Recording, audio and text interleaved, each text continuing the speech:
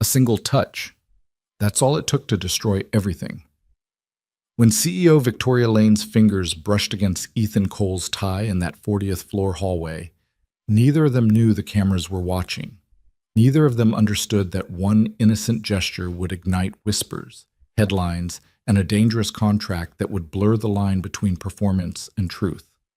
A powerful woman, a struggling single father, a fake romance that felt too real. This is the story of what happens when survival meets desire, when pride collides with need, and when two people must decide, is love worth losing everything? Stay until the end, hit that like button, and comment your city below so I can see how far this story travels. The fluorescent lights of Sterling Global's 40th floor hummed with the same lifeless frequency they had for the past 6 years. Ethan Cole had learned to disappear beneath them. He moved through the administrative corridors like a shadow, head down, steps quiet, existing in the negative space between the important people. The executives who made millions, the directors who shaped policy, the assistants who whispered their secrets. Ethan wasn't any of those. He was furniture, wallpaper, a man who filed reports, updated spreadsheets, and left at exactly 5:47 p.m. every single day because daycare closed at 6:15 and Ms. Patricia charged $5 for every minute he was late. Nobody noticed Ethan Cole. That was exactly how he needed it. This particular Tuesday started like all the others. Ethan's alarm screamed at 5:30 a.m.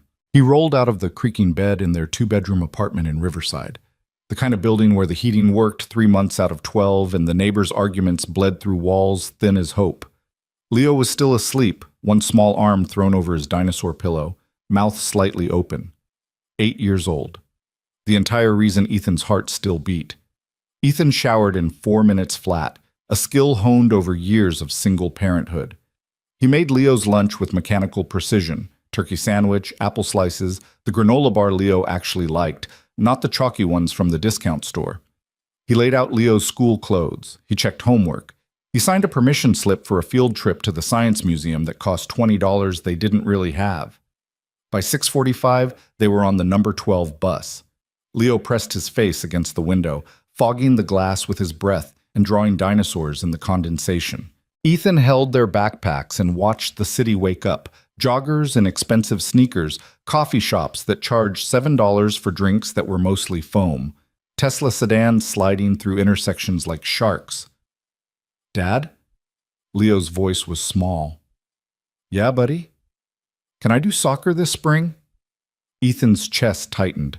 Soccer meant cleats, shin guards, registration fees. Saturday mornings he'd have to navigate somehow around his new weekend shift. "We'll see," Ethan said, which was parent code for probably not, but I don't want to break your heart on a Tuesday morning. Leo nodded. He understood. He was 8, but he understood too much. Ethan dropped him at Riverside Elementary at 7:20, watched him disappear through the double doors with his patched backpack, then caught the express bus downtown. By 8:15, he was at his desk on Sterling Global's 40th floor, logging in, pulling up reports, becoming invisible again. The morning crawled. Emails, spreadsheets.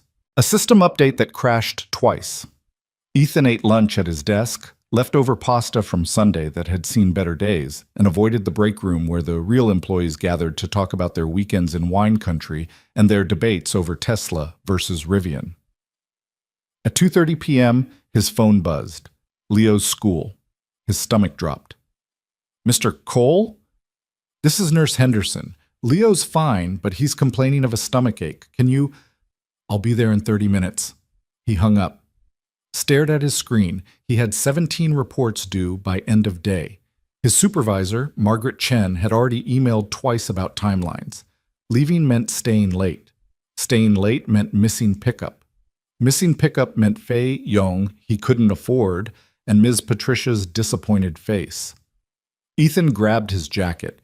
He was halfway to the elevator, mind racing through logistics, bus routes, timing, whether Leo was actually sick or just anxious about the math test tomorrow, when he collided with something solid. Not something. Someone. "I'm so sorry. I wasn't—" Ethan started, stepping back, already apologizing, already shrinking. Then he looked up. Victoria Lane stood exactly 2 feet in front of him, one hand braced against the wall where she'd caught herself, the other holding a tablet that had clattered to the floor. She was taller than he'd imagined. Everyone looked smaller in the company newsletters and earnings calls, with dark hair pulled into a razor-sharp bun and eyes the color of cold steel. She wore a suit that probably cost more than Ethan's monthly rent, charcoal gray with lines so precise they could cut glass. She was the CEO of Sterling Global. Ethan was a level 3 administrative assistant. The galaxy between them had never felt wider. Mr. She glanced at his badge. Cole, you all right? Yes, I'm sorry. I wasn't watching where... Your tie's crooked. Ethan blinked. What? Victoria bent down, retrieved her tablet with one fluid motion, then straightened. She took one step closer, then another. Close enough that Ethan could smell her perfume, something expensive and faintly dangerous, like leather and smoke. Then she reached out. Her fingers brushed the knot of his tie, a thrift store navy blue he'd owned for 4 years, and straightened it with the casual confidence of someone accustomed to fixing the world's problems. The touch lasted maybe 3 seconds. Her fingertips grazed his collar. Her knuckles brushed his shirt. Ethan forgot how to breathe. It wasn't attraction. It wasn't romance. It was sheer electric shock. When was the last time someone had touched him? Really touched him? Not Leo's sticky-fingered hugs or the accidental brush of strangers on the bus, but an intentional, human gesture that acknowledged he existed? His breath came short and sharp. Victoria's eyes flicked up to his face, one eyebrow arched. Her expression shifted from professional neutrality to something almost amused. "Why are you breathing like that?" she asked. The question hung in the air between them like smoke. Behind her, the elevator doors stood open, waiting. Beyond that, the glass walls of the 40th floor reflected everything, including the security camera mounted in the corner, its red light blinking steadily. Ethan's face burned. I have to go. My son's school called." He stepped around her, moving fast, not running, but close to it. He felt her eyes on his back the whole way to the elevator. When he finally stepped inside and jabbed the button for the lobby, he caught his reflection in the polished doors. His tie was perfectly straight. His hands were shaking. Leo didn't have a stomachache. He had anxiety about the math test, just as Ethan suspected, and 20 minutes of sitting with Nurse Henderson while eating crackers had solved it. Ethan stayed with him anyway, signed him out early, and they went to the library where Leo did homework, and Ethan answered work emails on his phone, trying not to calculate how many hours he'd have to make up. They took the bus home, made spaghetti. Leo talked about a girl named Emma who could do a backflip and a boy named Marcus who'd brought a tarantula for show and tell. Normal things, safe things. Ethan barely heard any of it. He kept feeling those fingers on his collar, kept hearing that question. Why are you breathing like that? It meant nothing. A CEO had straightened a crooked tie, a moment of fastidiousness from someone who probably color-coded her entire life. It was nothing. So why couldn't Ethan stop thinking about it? After Leo fell asleep, Ethan sat at their kitchen table, a wobbly, second-hand thing he'd reinforced with duct tape, and opened his laptop.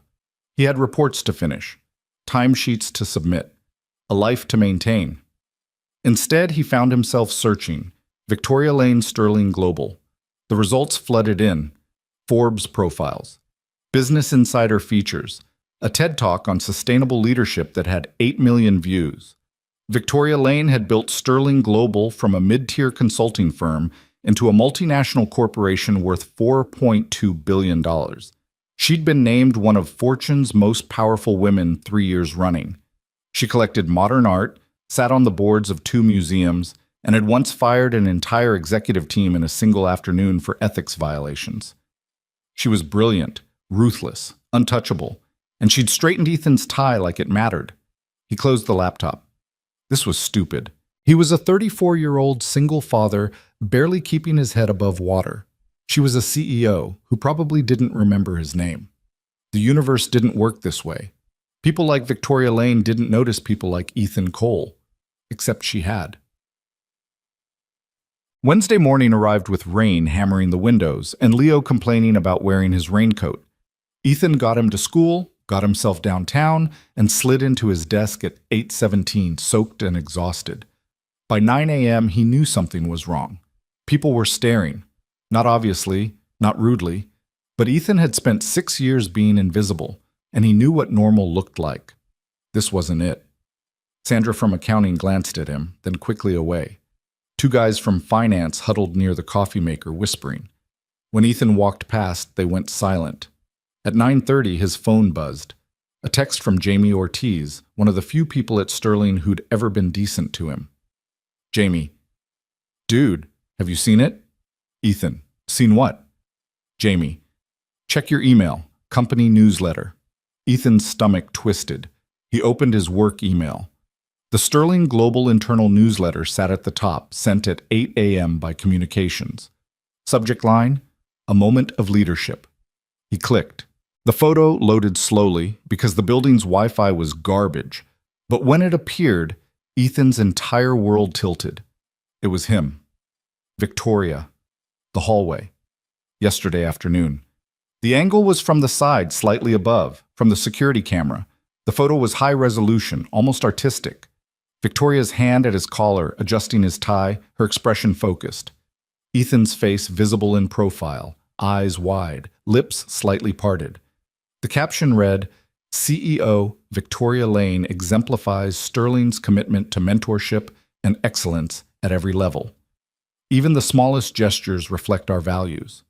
Ethan read it 3 times. Then 4. Mentorship? Smallest gestures? This wasn't mentorship. This was a woman straightening a crooked tie because she was meticulous and he'd literally run into her. This was a 3-second interaction that meant nothing. But the photo didn't look like nothing. The photo looked intimate, personal, like a scene from a movie where the powerful executive notices the overlooked employee and the music swells and everything changes.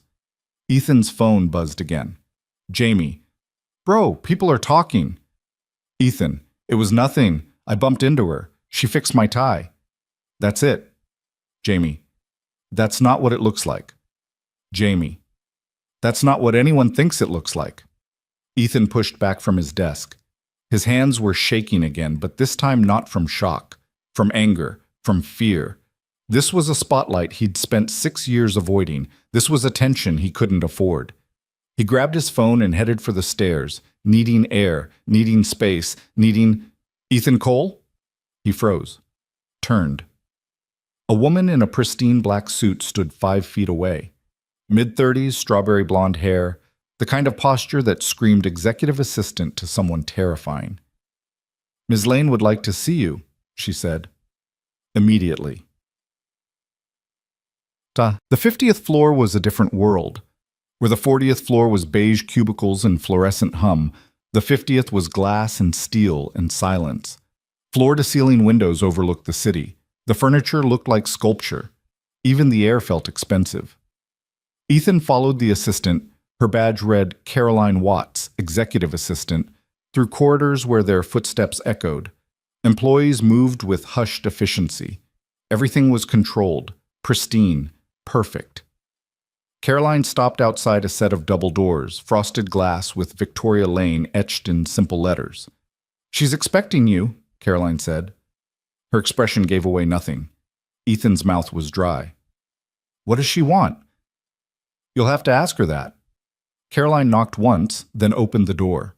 Victoria's office was the size of Ethan's entire apartment. Windows wrapped 2 walls, flooding the space with gray morning light. A desk made of dark wood and chrome sat near the windows, clean except for a laptop and a single coffee cup. Modern art decorated the walls, bold slashes of color that probably cost more than Leo's college fund would ever be. Victoria stood at the window, her back to the door, silhouette sharp against the rainy cityscape. Mr. Cole? She said without turning around. Close the door. Ethan did. His heart hammered. Victoria turned. She wore another immaculate suit, midnight blue this time, and her expression was unreadable. She gestured to one of the chairs facing her desk. Sit. Ethan sat. The chair was leather, probably Italian, designed for executives who made decisions worth millions. He felt like a kid called to the principal's office. Victoria moved to her desk but didn't sit. She stood, arms crossed, studying him with those steel gray eyes. "I assume you've seen the newsletter?" she said. "Yes? And I assume you understand the implications." Ethan's voice cracked. He cleared his throat. "It was nothing. I bumped into you. You straightened my tie, that's all." "I'm aware of what happened, Mr. Cole. I was there." Her tone was dry. "But perception matters more than truth in buildings like this. I didn't ask for, neither did I." Victoria picked up her coffee cup, took a sip, set it down with precision. "But here we are. By noon, that photo will be on 6 different office gossip threads. By tomorrow, it'll be speculated about in industry blogs. By next week, someone will have crafted a narrative that serves their purposes, not ours." "What do you want me to do?" Ethan asked. I can send an email, clarify that it was nothing, that I'm just—" "Nobody," Victoria finished. Her expression didn't change. "You were going to say you're nobody, weren't you?" Ethan's face burned. "That's not—" "It's exactly what you were going to say." She moved around the desk, closer, and Ethan fought the urge to stand, to step back, to run. "Ethan Cole, Level 3 Administrative Assistant, 6 years at Sterling, no promotions, no disciplinary actions, no presence whatsoever. You're the definition of invisible." Each word landed like a punch, because it was true, all of it. "Which," Victoria continued, "makes you perfect." Ethan blinked. Perfect for what? Victoria sat on the edge of her desk, an oddly casual gesture that somehow made her more intimidating, not less. "How much do you know about my personal life, Mr. Cole?" "Nothing," Ethan said honestly. I don't follow that stuff." "Smart man." She smiled, but it didn't reach her eyes. "Here's what you need to know. I'm 38 years old. I've built Sterling Global into a $4 billion company. I sit on 8 boards.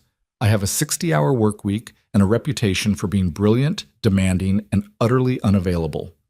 She paused. "The board thinks that's a problem." Ethan frowned. "Why?" "Because powerful single women make people uncomfortable. We're threatening, unnatural. There must be something wrong with us if we're not balancing a marriage and 2.5 children alongside our empires."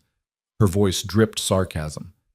"So they've spent the last year suggesting I need to soften my image, be more relatable, show that I have a personal life."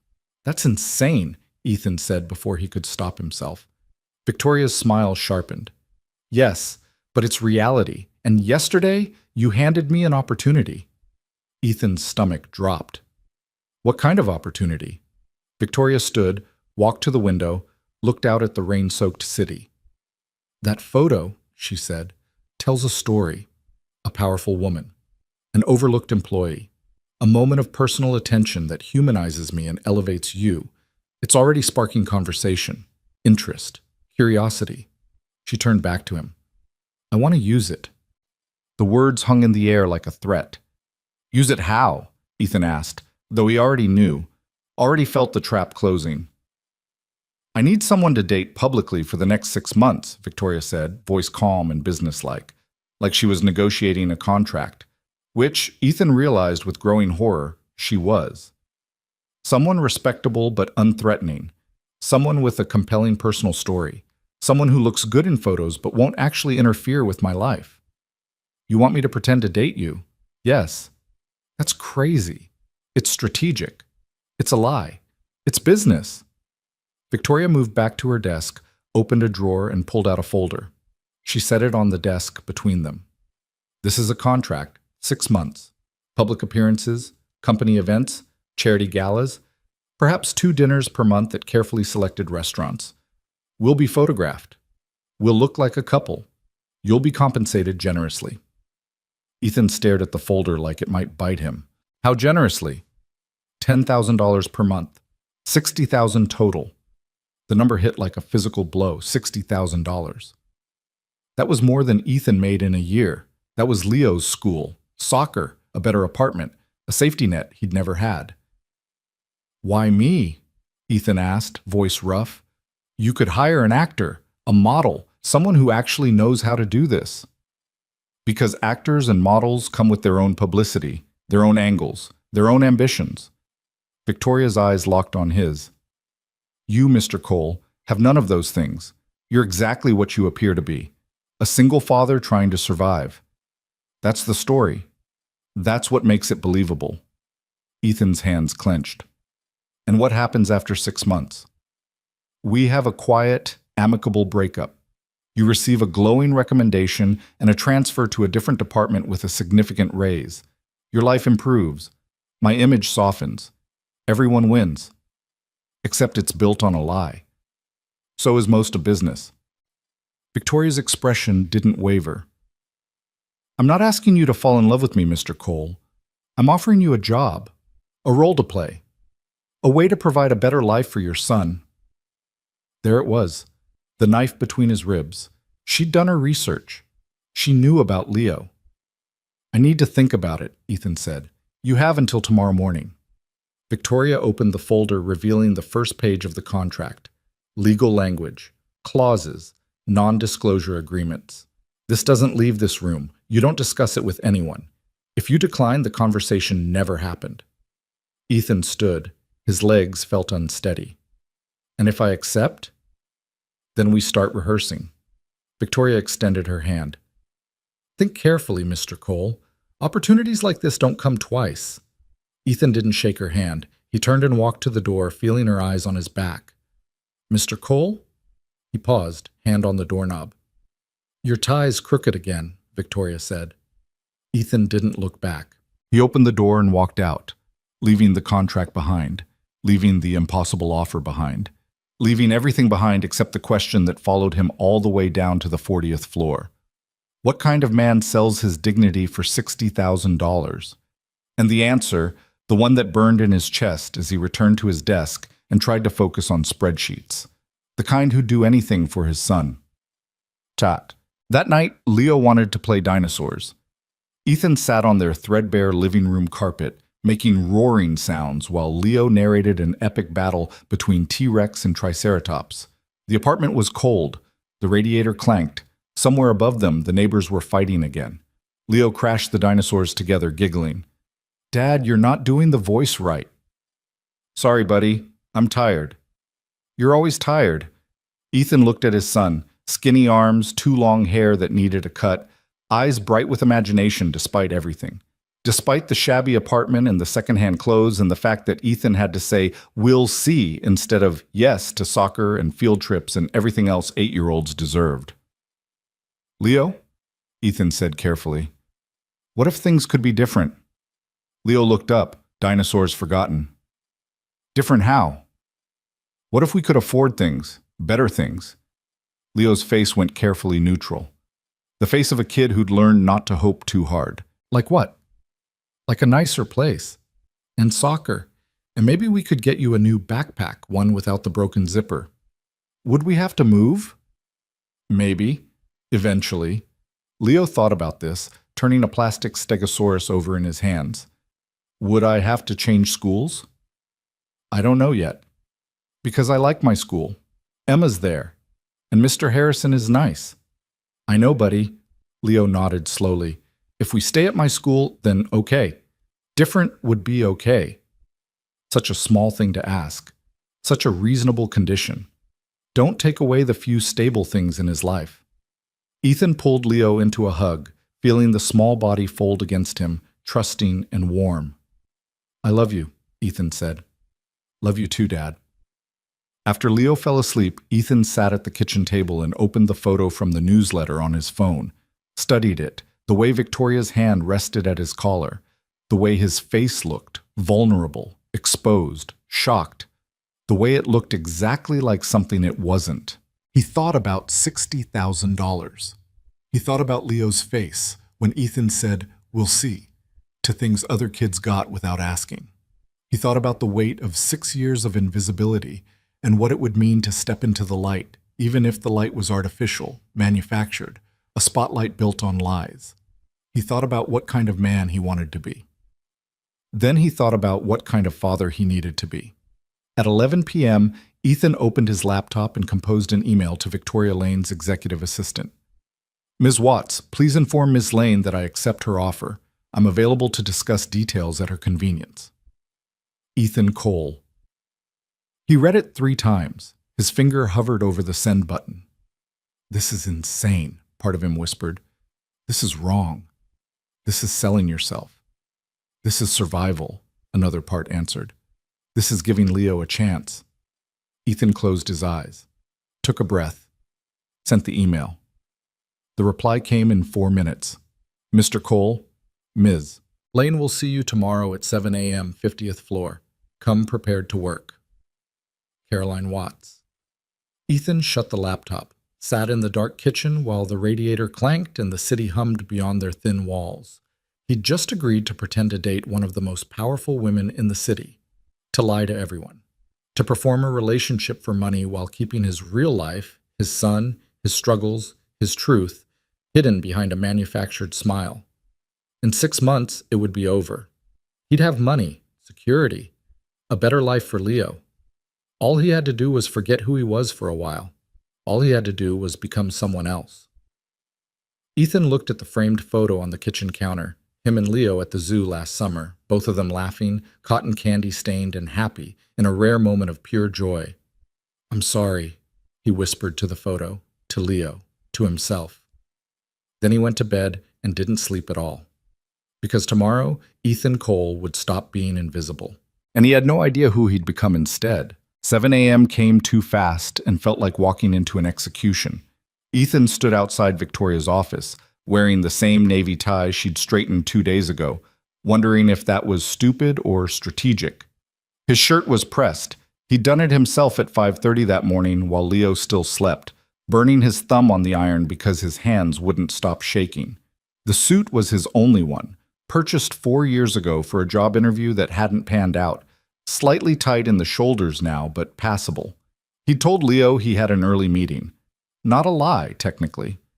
Just not the whole truth. The whole truth was that Ethan was about to sell something he couldn't get back, and he wasn't sure if that something was his dignity or his soul. Caroline Watts appeared exactly at 7, her timing so precise Ethan suspected she'd been waiting around the corner with a stopwatch. Mr. Cole, right on time. She gave him a clinical once-over, the way a scientist might examine a specimen. Follow me. The office looked different in morning light, less intimidating somehow, or maybe Ethan was just too exhausted to feel proper fear. Victoria stood at her desk, pouring coffee from a French press that probably cost more than Ethan's monthly grocery budget. She wore charcoal gray today, hair pulled back in that same severe bun, and when she glanced up at him, her expression was completely neutral. Coffee? She offered. Yes, please. She poured a second cup, handed it to him. The mug was warm. The coffee smelled expensive, dark, and complex. Nothing like the break room sludge Ethan usually choked down. Sit, Victoria said. Ethan sat, sipped the coffee. It was perfect, which somehow made everything worse. Victoria settled into her chair, opened a tablet, and swiped through something. Before we begin, I need absolute clarity. You've read the contract? I skimmed it last night. Her eyes flicked up. Skimmed? I'm not a lawyer. Half of it didn't make sense. Then let me simplify. Victoria set down the tablet. For the next 6 months, you will attend public functions with me as my romantic partner. We will be photographed together. We will appear in media coverage.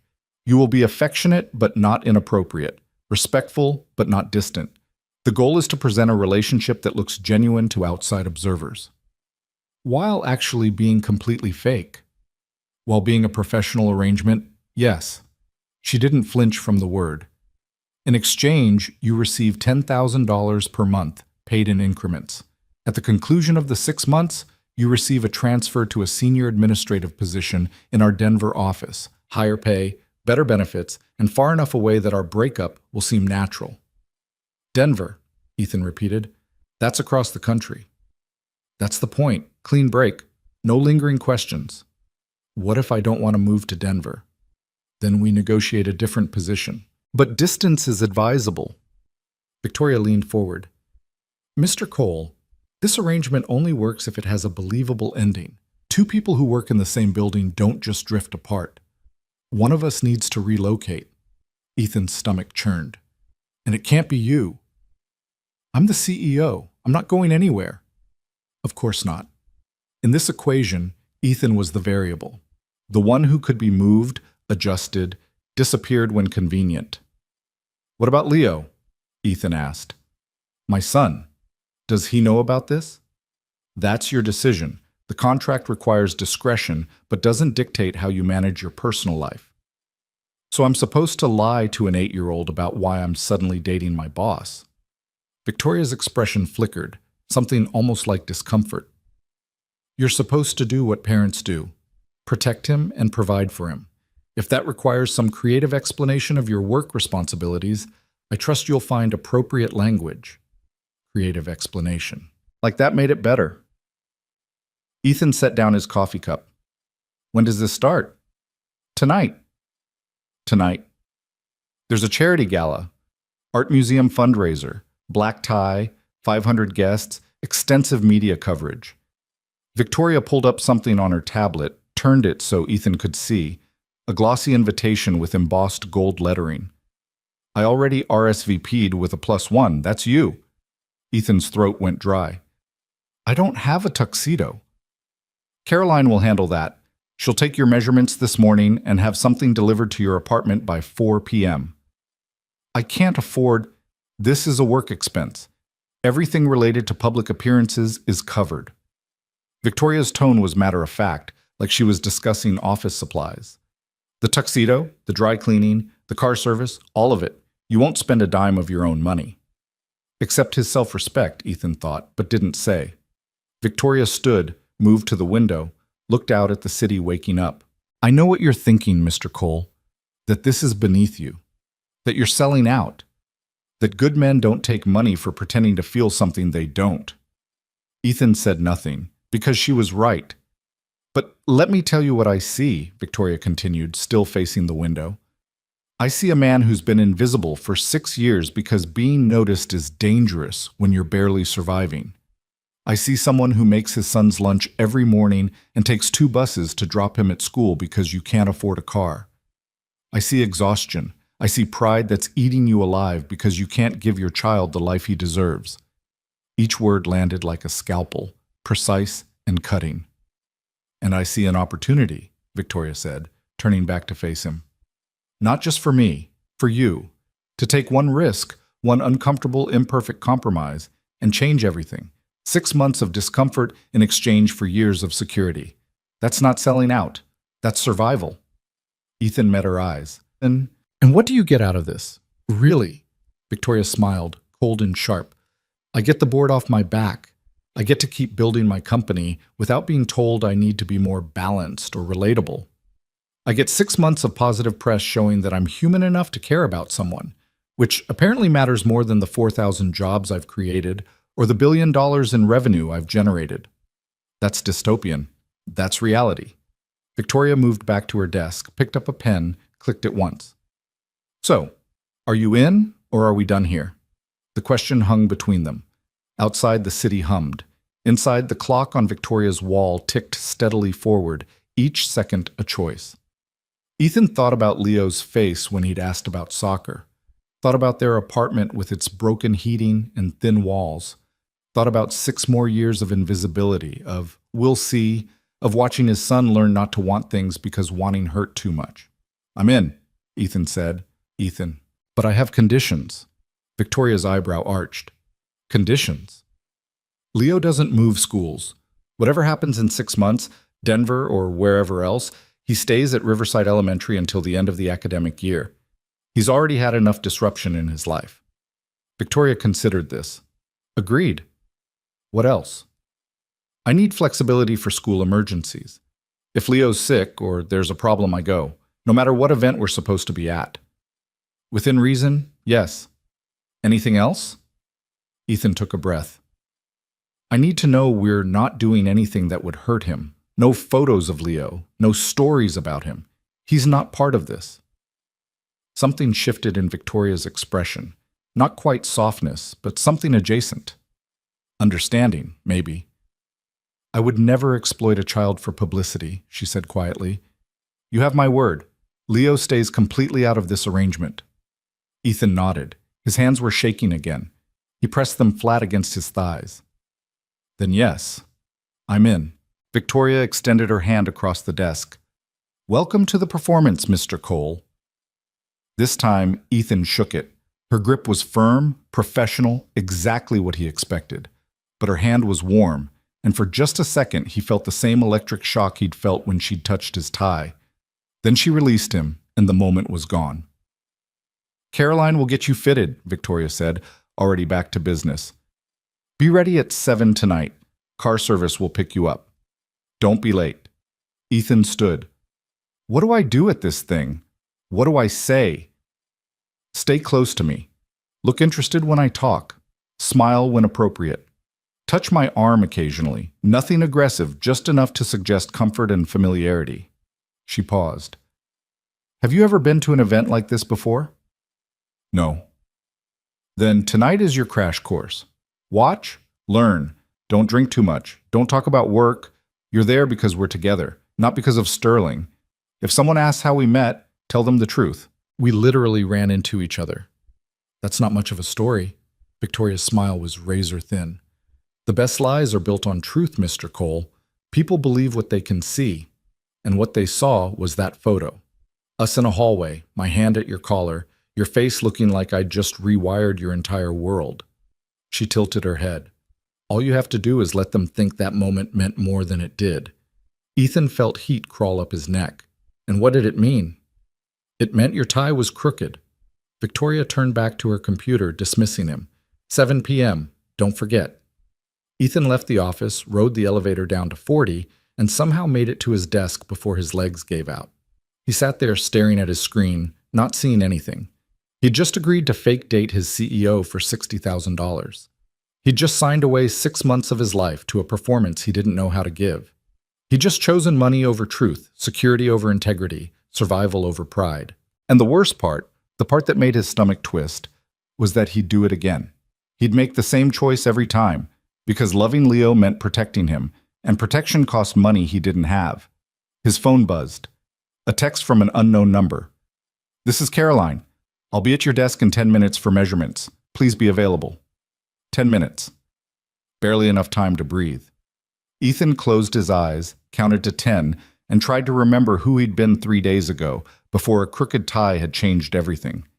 He couldn't quite picture it anymore. Shetzam. Caroline arrived with the tailor, an older man named Marco, who spoke little but measured everything twice with the precision of a surgeon. They did it right there at Ethan's desk, ignoring the stares from coworkers who definitely noticed the CEO's assistant measuring some random admin guy for formal wear. Arms up, Marco said. Ethan raised his arms. Tape measure wrapped around his chest, his waist, his shoulders. Inseam. Ethan stood very still while Marco measured his legs, deeply aware of Sandra from accounting watching from 2 desks over. The whole thing took 8 minutes. Marco made notes on a small pad, nodded to Caroline, and disappeared. The tuxedo will be at your residence by 4, Caroline said. Shoes, shirt, cufflinks, the complete ensemble. A car will arrive at 6:45. Don't be late. She left before Ethan could respond. He sat back down. His computer had gone to screen sleep. When he moved the mouse, 17 new emails waited, all routine, all requiring the kind of focus he absolutely didn't have. Jamie appeared at the cubicle wall. Dude, what was that about? Work thing, Ethan said. Work thing? Caroline Watts doesn't measure people for work things. She barely acknowledges us mortals exist. Jamie leaned closer. This is about that photo, isn't it? The tie thing? It's nothing. It's clearly something. Everyone's talking about it. Let them talk. Jamie studied him. You okay, man? You look like you're about to pass out. I'm fine. Ethan forced himself to focus on the screen. Just have a lot going on. Yeah, I bet. Jamie lingered a moment longer, then clapped him on the shoulder. Hey, whatever this is, don't let them screw you over. People at the top, they're good at that. Ethan nodded, not trusting his voice. Jamie left. Ethan stared at his emails and tried to work, but the words blurred together. All he could think about was tonight, a room full of wealthy strangers, cameras, Victoria's hand on his arm, his hand on her waist, both of them pretending to be something they weren't. His phone buzzed. Leo's school. His heart jumped. "Mr. Cole, this is Ms. Patterson from the office. Nothing's wrong, but Leo forgot his lunchbox. Is it possible for you to, I'll be there in 30 minutes. He grabbed the lunchbox from his bag. Leo had been distracted this morning, worried about a spelling test, and headed for the elevator. This time, he didn't run into anyone. The hallway was empty. The security camera's red light blinked steadily in the corner. Ethan looked directly at it, wondered who was watching now. The tuxedo arrived at 4:07 p.m. in a garment bag nicer than any piece of clothing Ethan had ever owned. He unzipped it slowly, half expecting it to be a mistake. It wasn't a mistake. The tuxedo was perfect. Classic black, single button, sharp lines that looked like they could cut through steel. The shirt was crisp white cotton with French cuffs. The bow tie was silk. The shoes were leather, polished to a mirror shine. Everything fit perfectly. Ethan stood in his shabby bedroom wearing a tuxedo that cost more than 3 months of his rent and barely recognized his reflection. "Dad?" Leo appeared in the doorway, eyes wide. "Whoa! Why are you fancy?" Ethan turned. "I have a work event tonight, a fancy one." "You look like James Bond." "I look like I'm playing dress-up." "No, you look cool." Leo came closer, touched the sleeve. "Can I come?" Ethan's chest tightened. "Not this time, buddy. It's grown-up stuff. Boring." "Oh." Leo's face fell. "Who's watching me?" "Mrs. Chen from downstairs, remember her? She said you could help her make dumplings." Leo brightened slightly. Mrs. Chen was kind and patient and let Leo stand on a stool to help in the kitchen. "Okay, but you have to tell me about it tomorrow." "Deal." Leo paused. "Dad, are you in trouble?" Ethan knelt down, eye level with his son. "No, buddy, I'm not in trouble. Why would you think that?" "Because you look worried, and you've been on your phone a lot, and you made me pancakes yesterday, even though it wasn't the weekend." Too observant. Leo had always been too observant. "I'm not in trouble," Ethan said carefully. "Work's just been different lately. Good different. There might be some changes coming. Good changes." "Like what?" "Like maybe we can afford soccer, and maybe a nicer place to live eventually." Leo's eyes went cautious hopeful again. "Really?" "Really. But it means I might have to work some extra events for a while. Nights like tonight. Fancy stuff. Is that okay?" Leo thought about it, then nodded. "If it means soccer, then yeah." Ethan pulled him into a hug, breathing in the scent of his son's shampoo. Discount brand, but it smelled like home. "Love you, buddy." "Love you too. Don't get dumpling sauce on the fancy suit." Ethan laughed despite everything. "I won't." At 6:42 p.m., a black town car pulled up in front of their building.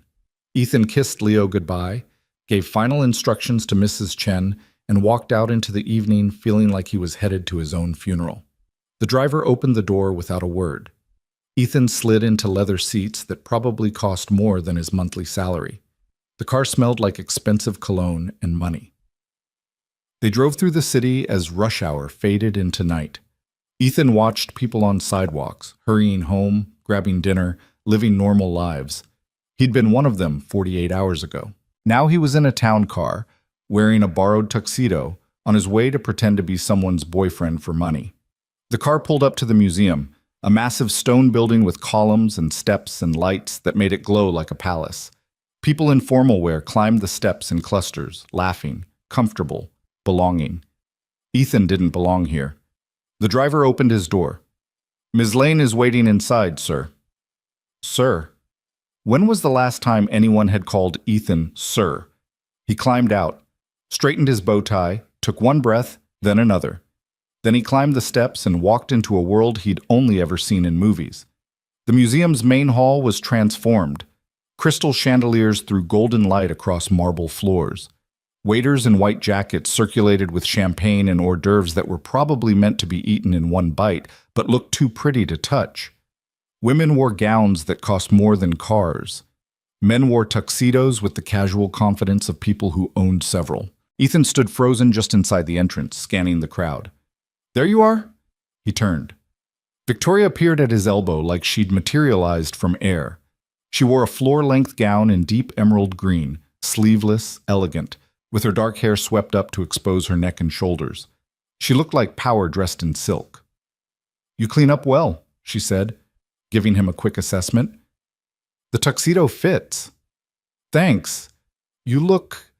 Ethan's brain stalled. What did you say to your fake girlfriend who was actually your boss? Nice. Her mouth quirked. Nice? I mean, good. Great. You look great. Relax, Mr. Cole. You're allowed to compliment me. She took his arm, her hand resting lightly in the crook of his elbow. Now smile. We're being watched. Ethan smiled. It felt like rigor mortis. Victoria guided him into the crowd, moving with the ease of someone who'd attended 1,000 events like this. People gravitated toward her, board members, donors, executives from other companies. She introduced Ethan each time. This is Ethan Cole. Just that. No explanation, no context, just his name, delivered with the implication that he mattered. People shook his hand, asked polite questions. Where did he work? Sterling Global. What did he do?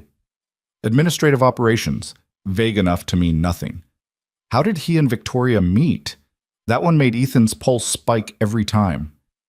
We ran into each other, Victoria said smoothly. Literally. Ethan wasn't watching where he was going, I wasn't either, and somehow we ended up talking. She glanced at him, and something in her expression shifted. Warmer, softer, completely artificial. Best collision of my life. The way she said it, people believed her. They smiled, they nodded. They looked at Ethan with new interest, like maybe he was more than he appeared. It was terrifying how good she was at this. They moved through the gallery, past abstract paintings and sculptures that probably had deep meaning Ethan didn't understand. Victoria's hand stayed on his arm, light but constant. Occasionally she'd lean close and murmur something. That's Senator Crawford, avoid him. Or, the woman in red is donor relations, be polite. And Ethan would nod like he understood the game. A photographer appeared, camera raised. Ms. Lane, can we get a photo? Victoria turned, pulling Ethan with her. Of course. She moved into position naturally, one hand still on his arm, the other resting lightly at her side. Ethan stood there like a statue until he felt her fingers press gently against his elbow. Relax, the pressure seemed to say. Breathe. He tried. Put his arm around her waist carefully, the way he'd seen men do in photographs. She fit against his side perfectly, like they'd done this 1,000 times. The photographer snapped several shots. Beautiful couple, the photographer said. Ethan's face burned. Victoria just smiled. They moved on. More introductions, more careful conversations. Ethan's cheeks hurt from smiling. His feet hurt from standing.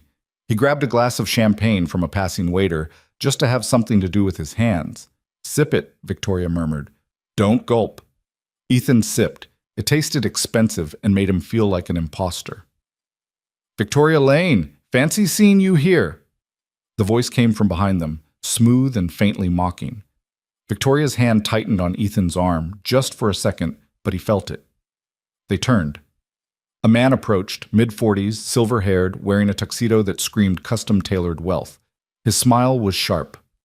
Marcus, Victoria said evenly, how unexpected. I could say the same about your date. Marcus's eyes slid to Ethan, assessing.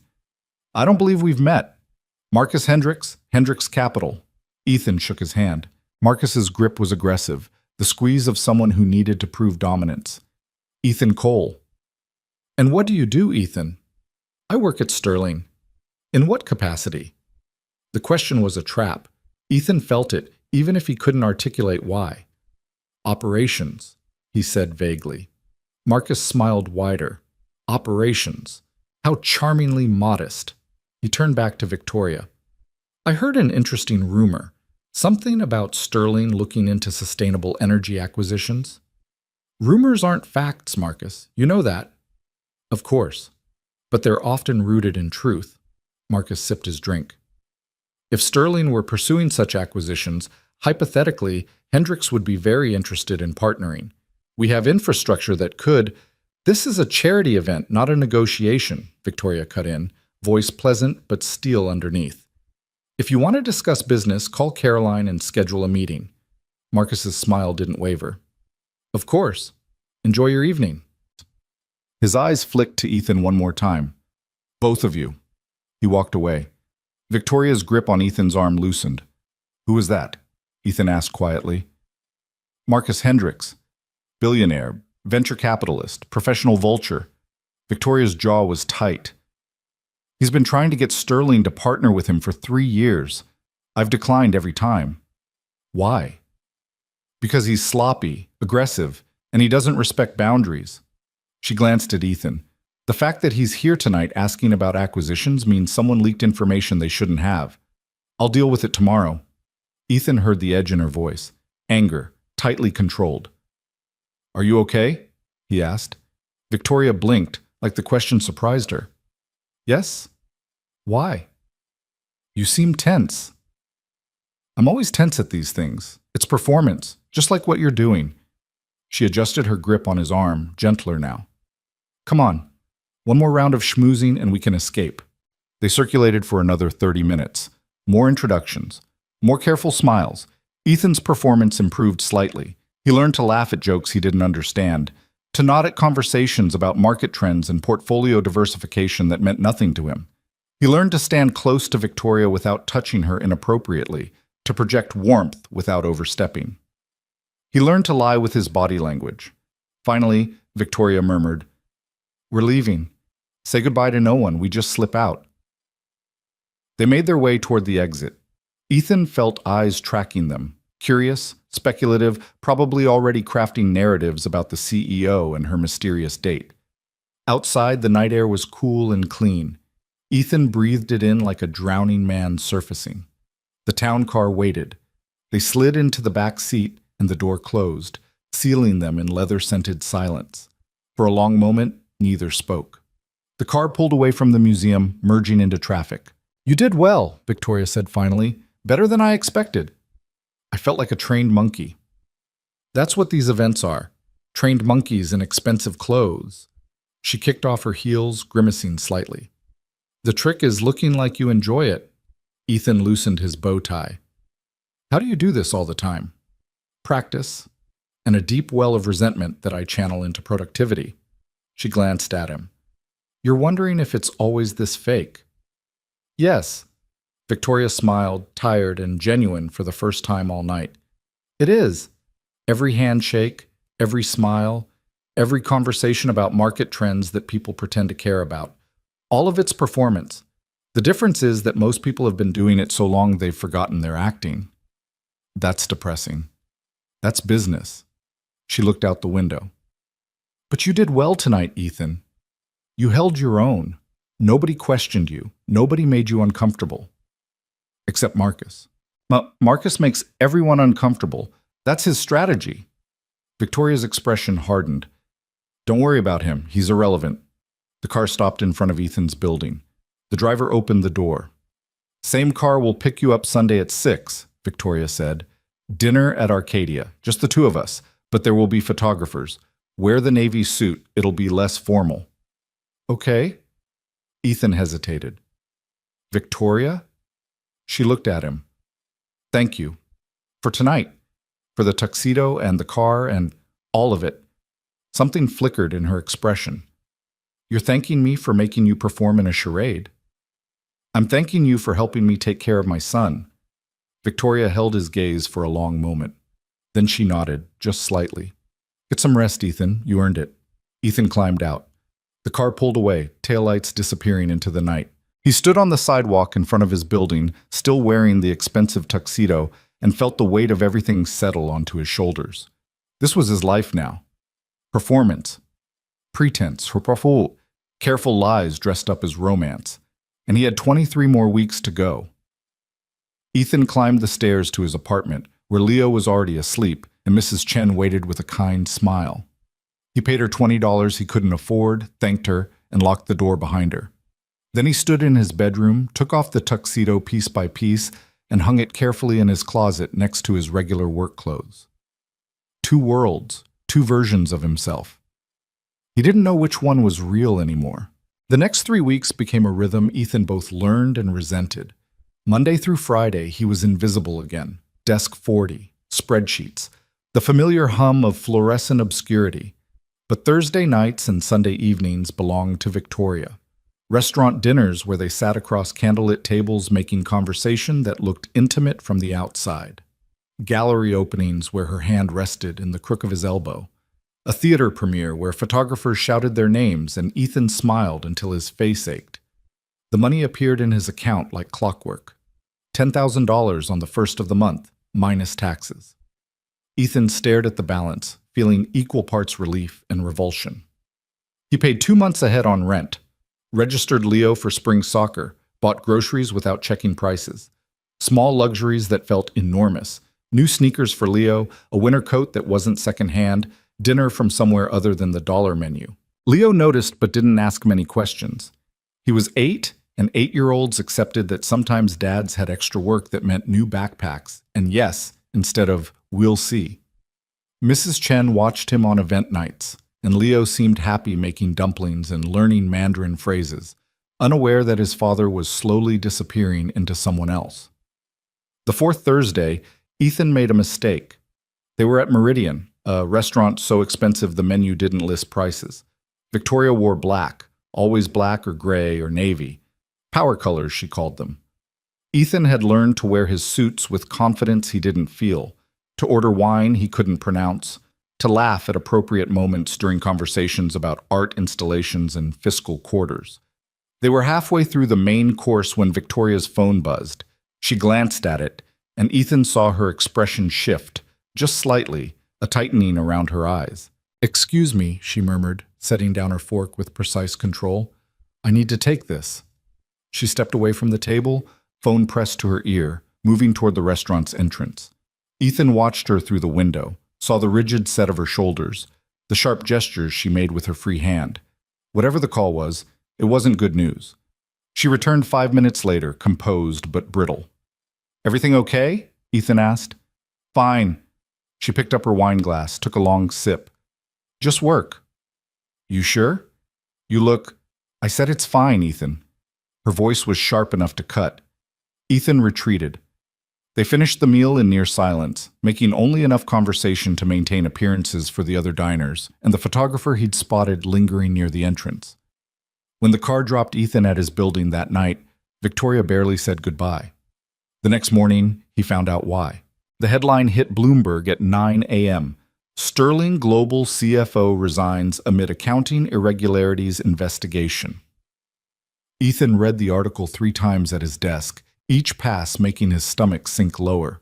Sterling's chief financial officer, a man named Robert Chen, who Ethan had maybe seen twice in 6 years, had resigned effective immediately.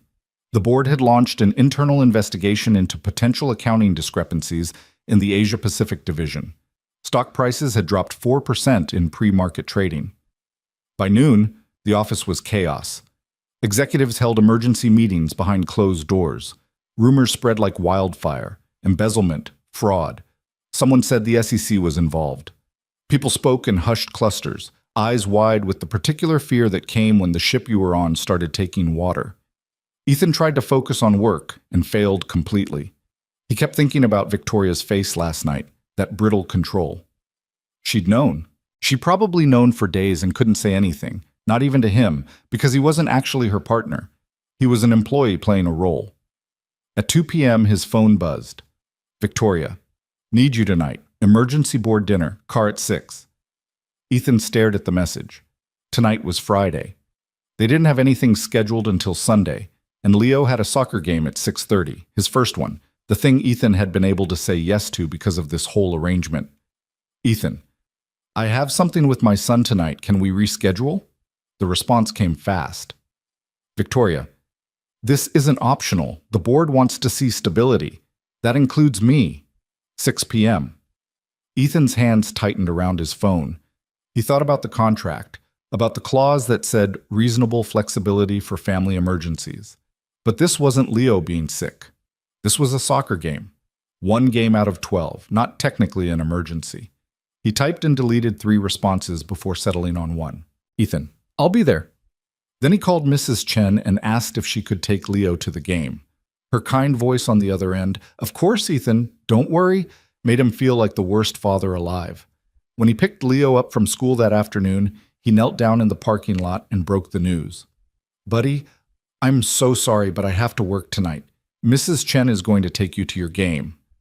Leo's face crumpled, then recovered, with the speed of a kid who'd learned disappointment was safer swallowed than expressed. "It's okay." "It's not okay. It's your first game. I should be there." "You said work was important. The fancy stuff." Leo kicked at a pebble. "It's fine." "Leo, Dad, really? It's fine." But his voice was small, and he wouldn't meet Ethan's eyes. Ethan pulled him into a hug.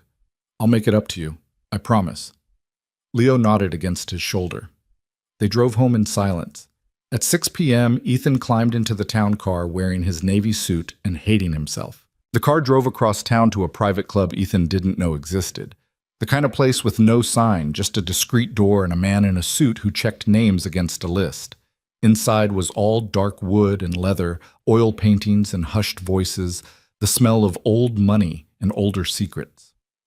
Victoria waited in a private dining room, surrounded by 8 board members Ethan vaguely recognized from company meetings.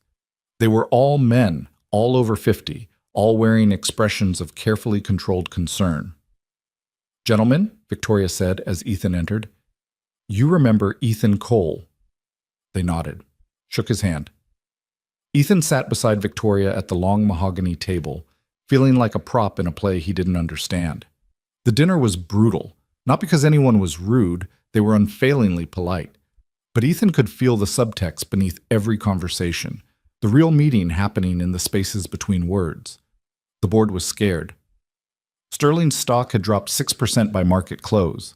Investors were asking questions, and they needed to know Victoria had control. "This Chen situation," one board member said carefully, cutting his steak with surgical precision. "Do we know the full scope?" "Investigation is ongoing," Victoria replied, voice steady, "but I'm confident we'll resolve it quickly and transparently. The optics are concerning, coming on the heels of the Donovan acquisition. The Donovan acquisition was successful and profitable. This is unrelated. But perception is manageable." Victoria's tone could have frozen water. "I've handled crises before. This is no different." Another board member leaned forward. "Victoria, no one's questioning your competence, but the shareholders are nervous. We need to project stability across all fronts." His eyes flicked to Ethan, just briefly, but the meaning was clear. "Even your personal life needs to look stable." Ethan felt Victoria's hand find his under the table, fingers lacing through his own. The touch was warm, solid, completely for show. He squeezed back, playing his part. "I appreciate your concern," Victoria said, "but Sterling is stronger than one bad actor. We'll weather this." The conversation moved on. Ethan said almost nothing, just sat there holding Victoria's hand and being visible proof that she was human, balanced, someone who had a life beyond boardrooms and crises. When they finally escaped 2 hours later, Victoria was silent in the car. Ethan watched the city slide past the windows, thinking about Leo's game, wondering if they'd won, if his son had looked for him in the stands and felt that particular ache when he wasn't there. "I'm sorry about tonight," Victoria said quietly. Ethan turned. "What?" "I know you had plans. With Leo." She stared straight ahead. "I wouldn't have called if it wasn't necessary." "Would you have told me what was happening with the CFO?"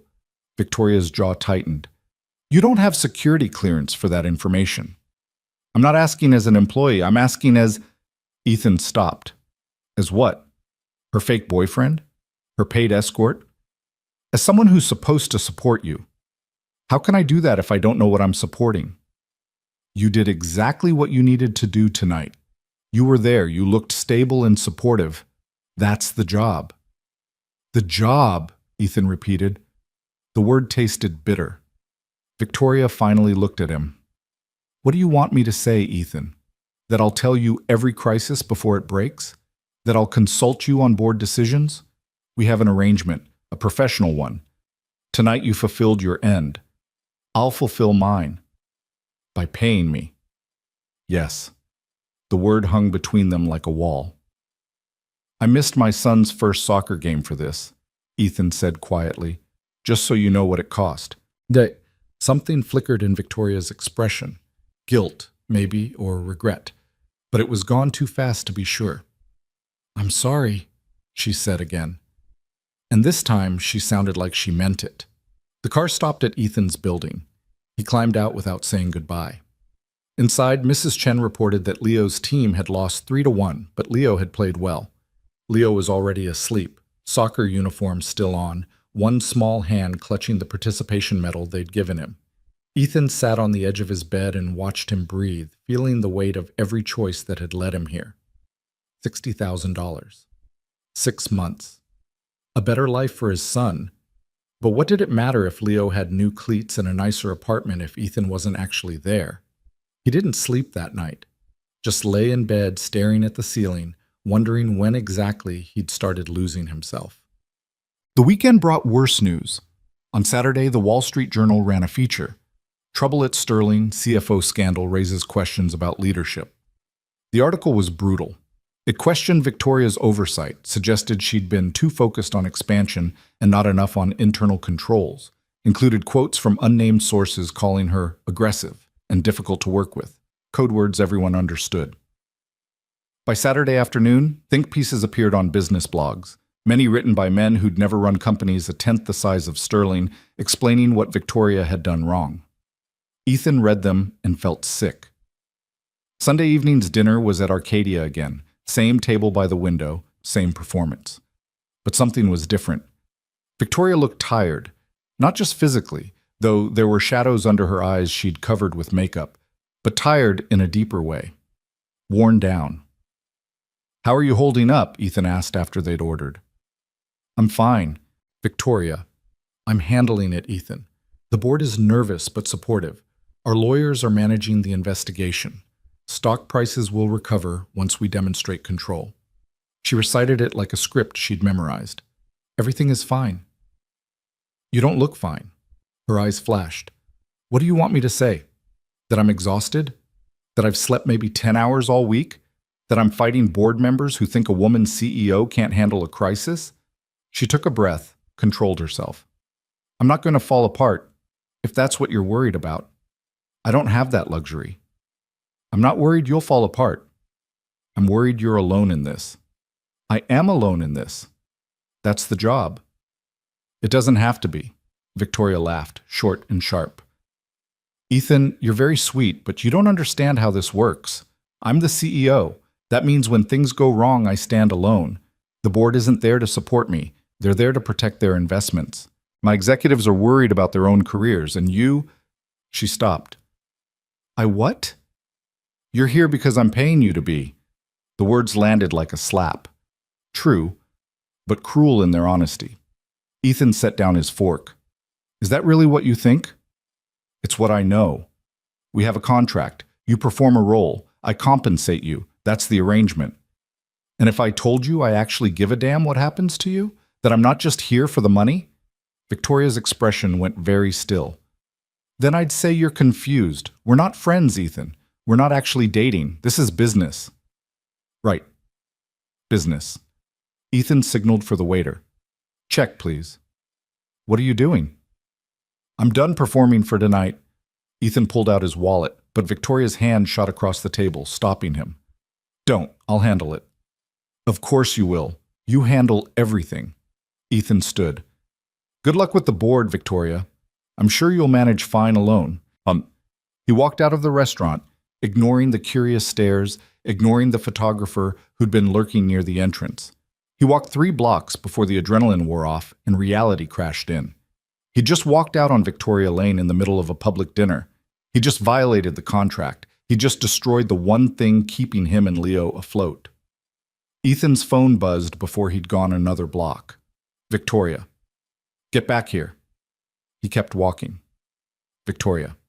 Ethan. We need to talk. Victoria. Fine. Car will pick you up tomorrow, 7 a.m. My office. This isn't negotiable. Ethan turned off his phone and went home. 7 a.m. came too fast. Ethan hadn't told Leo what happened, just got him ready for school with robotic efficiency, his mind racing through every possible scenario. Victoria would fire him, demand the money back, sue him for breach of contract. He'd lose everything. But when he walked into her office, Victoria didn't look angry. She looked exhausted. "Sit," she said. Ethan sat. Victoria moved to the window, arms crossed, silent for a long moment. When she finally spoke, her voice was quiet. "You were right last night. I was cruel. I'm sorry." Ethan blinked. "What?" "You didn't deserve that. What I said about the contract, about you only being here for money." She turned to face him. "It was unfair." "It was true." "Was it?" Victoria moved to her desk, leaned against it. "Because the Ethan who walked out of that restaurant last night wasn't performing. He was angry, genuinely angry. About me being alone, about me pushing you away." She paused. "That's not someone who's just here for a paycheck." Ethan didn't know what to say. "I've spent 20 years building walls," Victoria continued, "protecting myself, proving I don't need anyone. And I'm very good at it. Too good." She looked at him directly. "But you're right. I am alone. And maybe that's not strength. Maybe it's just fear dressed up as power." "Victoria, let me finish." She took a breath. "This arrangement we have, it was supposed to be simple, professional. You play a role, I pay you, nobody gets hurt. But somewhere in the last month, it stopped being simple, for me at least." Ethan's heart hammered. "What are you saying?" "I'm saying I look forward to our dinners. Not because they're useful for my image, but because you're interesting. You're real. You don't treat me like a CEO or a figurehead or a problem to manage. You treat me like a person." Victoria's voice wavered slightly. "And I haven't been treated like a person in a very long time." "So what do we do?" Ethan asked quietly. "I don't know. The contract still exists. The arrangement is still necessary, more than ever, with the board breathing down my neck. But maybe we stop pretending it's only business." She met his eyes. "Maybe we admit that somewhere between the photographs and the performances, something real happened." Ethan stood, moved closer. "And if I said I felt the same thing? Then we'd have a problem." Victoria's smile was sad. "Because I'm still your boss. You're still being paid to be here. And even if what we feel is real, the foundation it's built on is completely fake. So we're trapped. We're complicated." Victoria reached out, her fingers brushing his hand. "But I'd rather be complicated with you than simple and alone." Ethan took her hand. The touch was electric, familiar now, but still startling in its intensity. "For what it's worth," he said, "I stopped performing about 2 weeks ago. Everything since then has been real." Victoria's expression cracked just slightly. "That's worth quite a lot, actually." They stood there, hands linked, both of them aware they'd crossed a line that couldn't be uncrossed. "The board dinner Friday," Victoria said. "I need you there. But I'm asking now, not demanding. Can you make it?" "I'll make it work. And Leo's games, I'll work around them. No more last-minute emergencies unless it's truly critical." Ethan nodded. "Thank you." Victoria squeezed his hand once, then released it. "Now, get back to work before Caroline starts rumors about why you're up here." Ethan smiled, turned to leave. At the door, he paused. "Victoria?" "Yes?" "For the record, you're not alone anymore. Even if this whole thing is fake, that part's real." He left before she could respond, but not before he saw the expression on her face, something between relief and terror, like she'd just realized she wanted something she'd spent years convincing herself she didn't need. The next 3 weeks were different. The same performances, the same public appearances, but underneath it all, something had shifted. Victoria's hand on his arm felt like a choice, not a choreographed move. Their conversations over dinner went deeper, real stories about their lives, not just surface pleasantries for observers. Ethan learned that Victoria had grown up poor, that Sterling Global was built from student loans and 100-hour weeks and sheer determination. Victoria learned that Ethan had wanted to be a teacher before Leo came along, and financial reality made dreams impractical. They didn't talk about what was happening between them, didn't label it or analyze it, just let it exist in the margins of the arrangement, real and impossible at the same time. The Sterling scandal slowly resolved. The investigation cleared Victoria of any wrongdoing, the CFO was prosecuted, and stock prices recovered. The board breathed easier. The press moved on to other crises. And then, on a Tuesday afternoon in the 6th week, everything collapsed. Ethan was at his desk when his phone exploded with notifications. Text messages from Jamie, from numbers he didn't recognize, all saying the same thing. "Have you seen it?" He opened his news app with shaking hands. The headline was everywhere. Sterling Global CEO Victoria Lane engaged to billionaire Marcus Hendricks in mega merger deal. Ethan read it 3 times. Then 4. The words didn't make sense. The article explained that Victoria and Marcus Hendricks, the same Marcus who'd cornered them at the charity gala, had reached an agreement. Hendricks Capital would acquire a 30% stake in Sterling Global for $800 million. As part of the deal, Victoria and Marcus would marry within the year, combining their companies into a new partnership that would dominate 3 industries. The announcement had been made an hour ago at a press conference Ethan hadn't known was happening. There were photos. Victoria and Marcus standing together, his arm around her waist, both of them smiling. The caption called it the business marriage of the decade. Ethan's phone rang. Victoria's number. He answered. "Ethan." Her voice was tight. "Is it true?" "I can explain. Is it true?" he repeated. Silence. Then quietly, "Yes." Ethan felt something crack in his chest. "When were you going to tell me?" "I found out yesterday. The board pushed it through. Marcus has been pursuing this for months, and with the CFO scandal, they thought stability. So you're marrying him for business. It's more complicated than that." "How is it complicated? You're marrying a billionaire to save your company. That's pretty simple." "Ethan, please, were any of it real?" His voice cracked. "The last 3 weeks, the things you said about feeling something, was any of that true, or was I just a placeholder until a better deal came along?" "Don't do that. Don't cheapen what, Victoria? We don't have anything. We never did. You said it yourself, it was always business." "I was wrong. I care about you." "Not enough." Ethan grabbed his jacket. "Not enough to choose me over $800 million. That's not fair." "No, what's not fair is making me believe I mattered when I was just another transaction." He was walking now, heading for the elevator, not caring who heard. "Congratulations on the engagement, Ms. Lane. I hope it's everything you wanted." He hung up. She called back immediately. He didn't answer. Jamie intercepted him at the elevator. "Dude, are you okay? What the hell is happening?" "I'm leaving." "Leaving where?" "Sterling. The city. All of it." Ethan jabbed the elevator button. "I'm done." "But your contract is null and void the second she married someone else. It's in the fine print." Ethan had read that contract front to back. The clause was clear. The arrangement terminated if either party entered into another romantic relationship, engaged or otherwise. The elevator arrived. Ethan stepped in. "Where will you go?" Jamie called. "Anywhere that isn't here." The doors closed. Ethan rode down 40 floors, walked out of Sterling Global's glass tower, and didn't look back. The next 72 hours were a blur. Ethan pulled Leo out of school, packed their apartment in boxes, and found a subletter to take over the lease. He applied for jobs in 3 different cities, Portland, Austin, Philadelphia, anywhere far enough away that he'd never accidentally run into Victoria Lane at a coffee shop or crosswalk. Leo asked questions Ethan couldn't answer. Why were they leaving? What about soccer? What about his friends?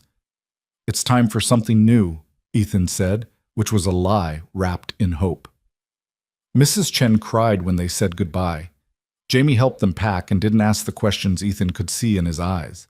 Victoria called 17 times. Ethan didn't answer. She texted. He deleted them unread. On the 3rd day, she showed up at his apartment.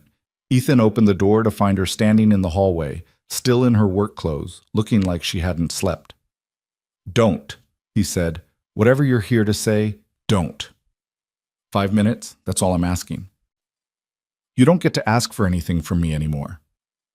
"Ethan, please, I know you're angry." "I'm not angry. I'm done." He started to close the door. Her hand shot out, stopping it. "I ended it," she said quickly. "The engagement, the merger, all of it. I called Marcus this morning and told him the deal was off." Ethan froze. "What?" "I can't do it. I tried. I went to the lawyers, signed the preliminary documents, stood for the photographs, and every second I was thinking about you, about what I'd said in my office, that I'd rather be complicated with you than simple and alone. Victoria's eyes were red-rimmed. Turns out I meant it. You walked away from $800 million. I walked away from a lie.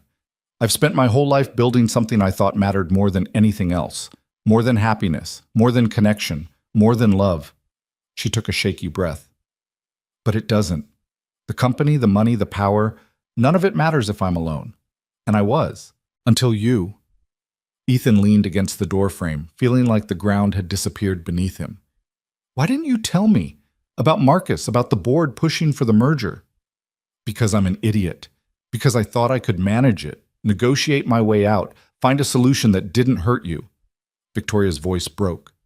Because I was scared that if I told you what I was up against, you'd see that I'm not worth fighting for. Victoria, but you did fight. You walked away because what we had mattered enough to hurt when I betrayed it. She moved closer. I've never had that. Never had someone care enough to be angry when I failed them. And I don't want to lose it. I don't want to lose you. Ethan looked at her, this brilliant, powerful woman standing in his shabby apartment hallway, looking more vulnerable than he'd ever seen her. What about the board? He asked quietly. They'll survive. I offered to step down if they insist on the merger. If they choose Marcus's money over my leadership, then Sterling isn't the company I thought it was. You'd give up everything you built? I'd give up everything fake to keep something real. Victoria reached for his hand. I know I don't deserve another chance. I know I hurt you, but I'm asking anyway. Don't leave. Don't take Leo and disappear to another city. Stay. Let me prove that what I feel is real. Ethan's throat was tight. Behind him, he could hear Leo playing in his room, oblivious to the fact that his entire future was being decided in a doorway. I don't know if I can trust you, Ethan said honestly. I know. I'll earn it back. However long it takes. Victoria squeezed his hand. I love you, Ethan. I should have said it weeks ago. I love the way you make me laugh when I've forgotten how. I love that you called me out when I was being cruel. I love that you're terrified at these events, but you show up anyway because you promised you would. I love who I am when I'm with you. That's not fair. What isn't? Saying that now, making it real when I've spent 6 weeks trying to protect myself from exactly this. I know. I'm sorry. Victoria's eyes searched his face. But I'm here. I'm choosing you. I'm choosing us, whatever that means, however messy it gets. Tell me it's not too late. Ethan looked at her. This woman who'd straightened his tie and asked why he was breathing funny. This woman who'd offered him money to pretend and somehow made it real. This woman who'd just walked away from a fortune because she'd rather have him. It's insane, he said. Completely. The board will never accept it. The optics of a CEO dating an admin. I already promoted you. Senior operations manager, effective immediately. Not because of us, but because you're good at your job and you've been overlooked for 6 years. Victoria smiled slightly. Though that does solve the power dynamics issue. You promoted me. Yes. And ended your engagement. Yes. And you're standing in my hallway saying you love me. Yes. Victoria's voice was steady now, certain. I'm saying I love you, and I'm asking you to stay. Not for money, not for a contract, just because you want to. Because what we have is worth the risk. Ethan pulled her inside, closed the door, and kissed her. It wasn't like the performances. Wasn't careful or calculated or designed for cameras. It was desperate and real and tasted like relief and terror and the truth they'd been dancing around for weeks. When they finally pulled apart, Victoria was crying. Is that a yes? She whispered. That's a yes to staying, to trying, to seeing if this thing between us can survive outside of contracts and performances. Ethan touched her face. But Victoria, if this is going to work, it has to be real. No more walls, no more pretending you're fine when you're not, no more handling everything alone. I don't know how to do that. Neither do I, but we'll learn together. Victoria nodded, then laughed, shaky but genuine. The board is going to lose their minds. Let them. You're the CEO. They work for you, remember? Technically, they represent the shareholders. Ethan kissed her again, cutting off the business speak. When he pulled back, she was smiling. I love you, she said again, like she was testing the words. I love you too, even though you're terrifying and complicated and you made me miss my son's soccer game. I'll make it to the next one, I promise. You better. He's been asking about the fancy lady I work with. Victoria's eyes went wide. He knows. Kids always know. He's just been too polite to ask directly. Ethan glanced toward Leo's room. You ready to meet him? For real this time, not as my boss, but as someone who matters? Victoria looked genuinely nervous for the first time since Ethan had met her. What if he doesn't like me? He'll like you. You're not as scary as you think. I'm extremely scary? Yeah, but you make a good first impression when you're not trying to intimidate people. Ethan called Leo out. His son appeared in the hallway, dinosaur toy in hand, and stopped short when he saw Victoria. Leo, this is Victoria. Victoria, this is my son Leo. Leo studied her with the serious intensity of 8-year-olds. You're the fancy work lady. I am, Victoria said, kneeling down to his eye level. Though I'm hoping to be more than just a work lady, if that's okay with you. Are you dating my dad? Victoria glanced at Ethan, who nodded. Yes, she said. Is that okay? Leo considered this. Does this mean we're not moving? That depends. Do you want to stay? Yeah, my friends are here. And soccer. Leo paused. Are you nice to my dad? Victoria's expression softened. I try to be. Sometimes I mess up, but I'm working on being better. Okay. Leo held out his dinosaur. Do you want to play dinosaurs? Dad's not very good at the voices. I would love to play dinosaurs. Ethan watched Victoria Lane, CEO of a $4 billion company, sit cross-legged on their shabby apartment carpet and make T-Rex sounds for his 8-year-old son. Watched her laugh when Leo corrected her roar technique. Watched his son warm to her with the natural ease of children who haven't learned to be cynical yet. And he thought about how 3 months ago she'd touched his tie in a hallway and asked why he was breathing funny. How that single moment had unraveled his invisible life and rebuilt it into something he didn't recognize. How terrifying it was to love someone who could destroy everything with a single choice. How terrifying it was to be loved back. The story broke the next morning. Victoria Lane cancels Hendricks merger, calls off engagement. By noon, business networks were running analysis pieces. Sterling's stock dipped 2%, then recovered. The board issued a terse statement supporting Victoria's leadership. Marcus Hendricks's camp released a passive-aggressive comment about respecting personal decisions. And somewhere in the noise, someone noticed that Victoria Lane had been photographed leaving an apartment building in Riverside at 11 p.m., smiling. The speculation began immediately. Ethan ignored it. He'd learned his lesson about caring what strangers thought. Instead, he went to work.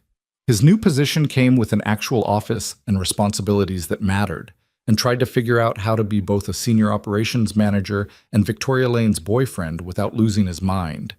It wasn't easy. The whispers followed him everywhere. Some people were supportive, others thought he'd slept his way to a promotion. A few made it clear they'd never respect someone who dated the CEO. Ethan learned to let it roll off, because at the end of the day, he went home to Leo and their small apartment, and twice a week Victoria came over for dinner, real dinner, not performance dinner, and helped Leo with homework and laughed at Ethan's terrible cooking. It was messy and complicated and nothing like the fairy tale the photographs suggested, but it was real. And real, Ethan was learning, was worth more than any contract could measure.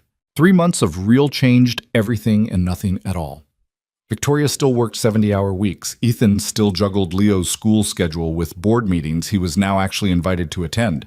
They still navigated the impossible mathematics of a relationship built on a foundation that had started as performance, trying to figure out which parts were real and which were just habits they'd learned too well. Some days were easy. Saturday mornings, when Victoria showed up at their apartment with bagels and the newspaper, sitting at their wobbly kitchen table while Leo told her elaborate stories about dinosaurs and soccer and a girl named Emma who could do backflips. Evenings, when Ethan met her at the office after Leo was asleep, bringing coffee and sitting in the visitor's chair while she worked through contracts, just being present in the quiet way she'd told him she needed. Other days were hard. When board members questioned Ethan's qualifications in meetings, voices polite but eyes sharp, with the clear implication that he'd earned his position on his back. When photographers caught them at Leo's soccer games and the photos appeared online with captions about CEO Victoria Lane playing house with her much younger boyfriend. When Victoria retreated behind her walls because vulnerability still terrified her and Ethan had to decide whether to push or give her space. They were learning, stumbling through it, making it up as they went. And then Marcus Hendricks came back. It started with flowers, a massive arrangement delivered to Sterling's executive floor, addressed to Victoria, card reading simply, "Congratulations on Q3 earnings. We should talk." M. Victoria threw them in the trash without comment, but Ethan saw the tension in her shoulders. The next week, Marcus appeared at a charity auction they attended. He bid against Victoria on a sculpture, driving the price up to $200,000 before graciously conceding with a smile that was all teeth and strategy. He stopped by their table afterward. "Victoria, Ethan, lovely to see you both." Marcus's suit probably cost more than Ethan's monthly salary. His smile was practiced perfection. "That's quite a piece you won. Contemporary expressionism isn't usually your style." "I'm expanding my collection," Victoria said coolly. "Was there something you needed, Marcus?" "Just wanted to say hello. We're still colleagues in this industry, after all." His eyes flicked to Ethan. "How's operations management treating you, Ethan? Quite a promotion from administrative work." The implication was clear. You're only here because you're sleeping with her. Ethan met his gaze steadily. "It's challenging, rewarding. I'm learning a lot." "I'm sure you are," Marcus smiled wider. "Victoria's always been an excellent teacher, when she wants to be." Victoria's hand found Ethan's under the table, squeezing hard enough to hurt, warning him, or warning herself. "If you'll excuse us, Marcus, we were just leaving," she said, standing smoothly. Ethan followed her lead. "Of course. Enjoy your evening." Marcus raised his champagne glass. "We'll talk soon, Victoria. I have a proposition that might interest you." They left without responding. In the car, Victoria was silent, staring out the window at the city sliding past. "What does he want?" Ethan asked finally. "Nothing good." Victoria's jaw was tight. "Marcus doesn't make social visits. Everything's strategy."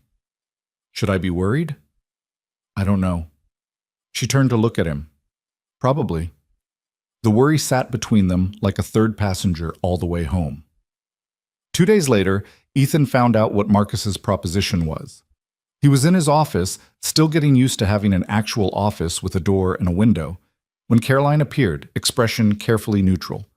"Mr. Cole, Miss Lane needs to see you. Conference room 7, immediately."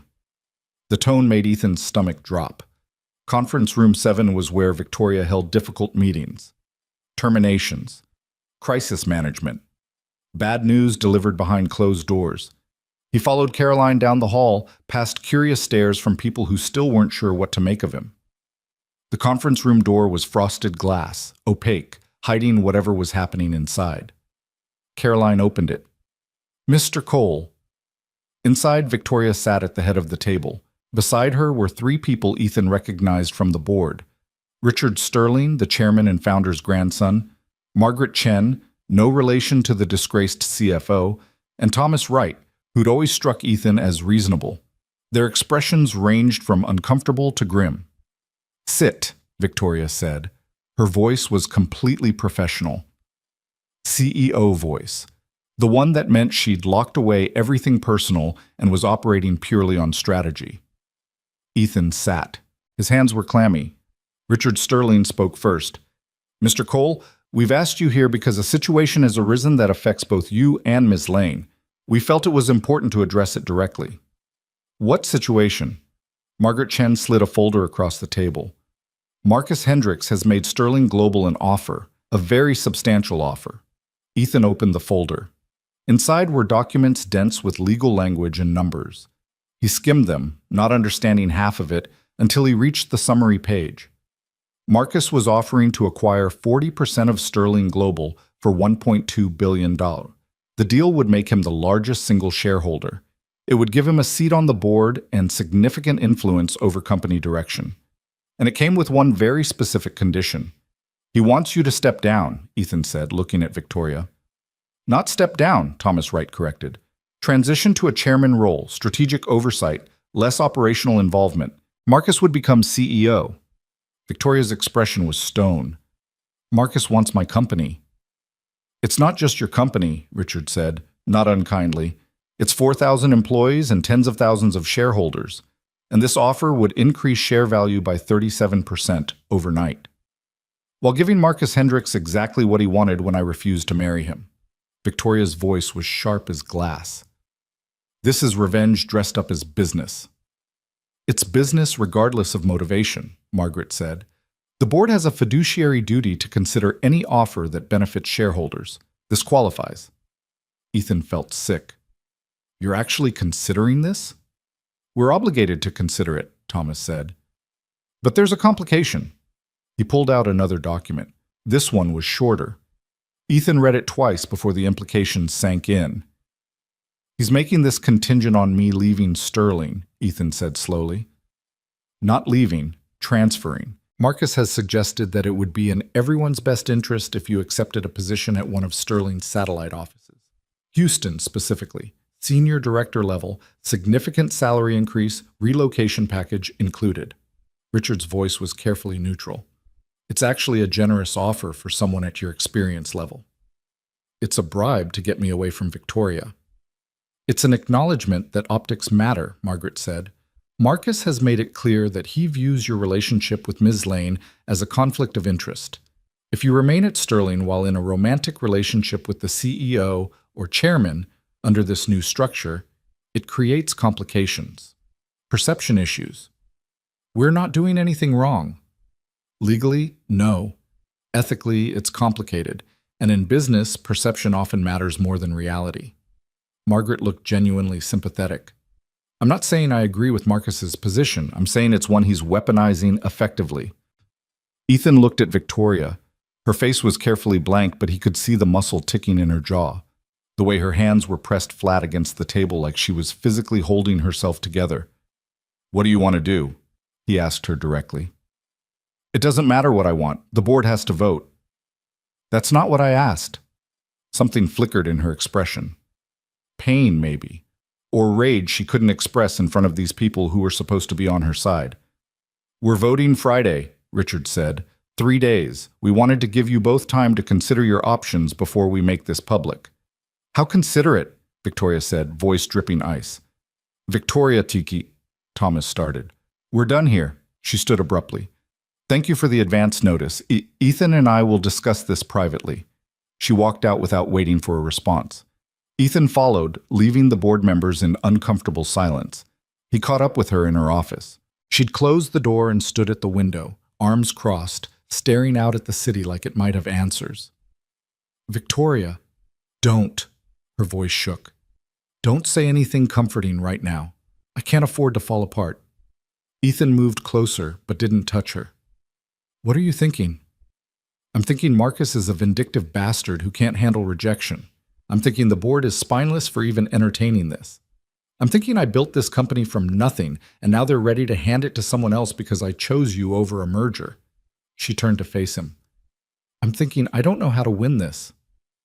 What happens if the board votes yes?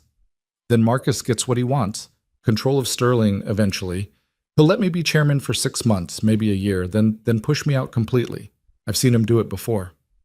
And if they vote no, then he'll probably wage a proxy war, try to replace board members, make things difficult enough that eventually someone gives in. Victoria's laugh was bitter.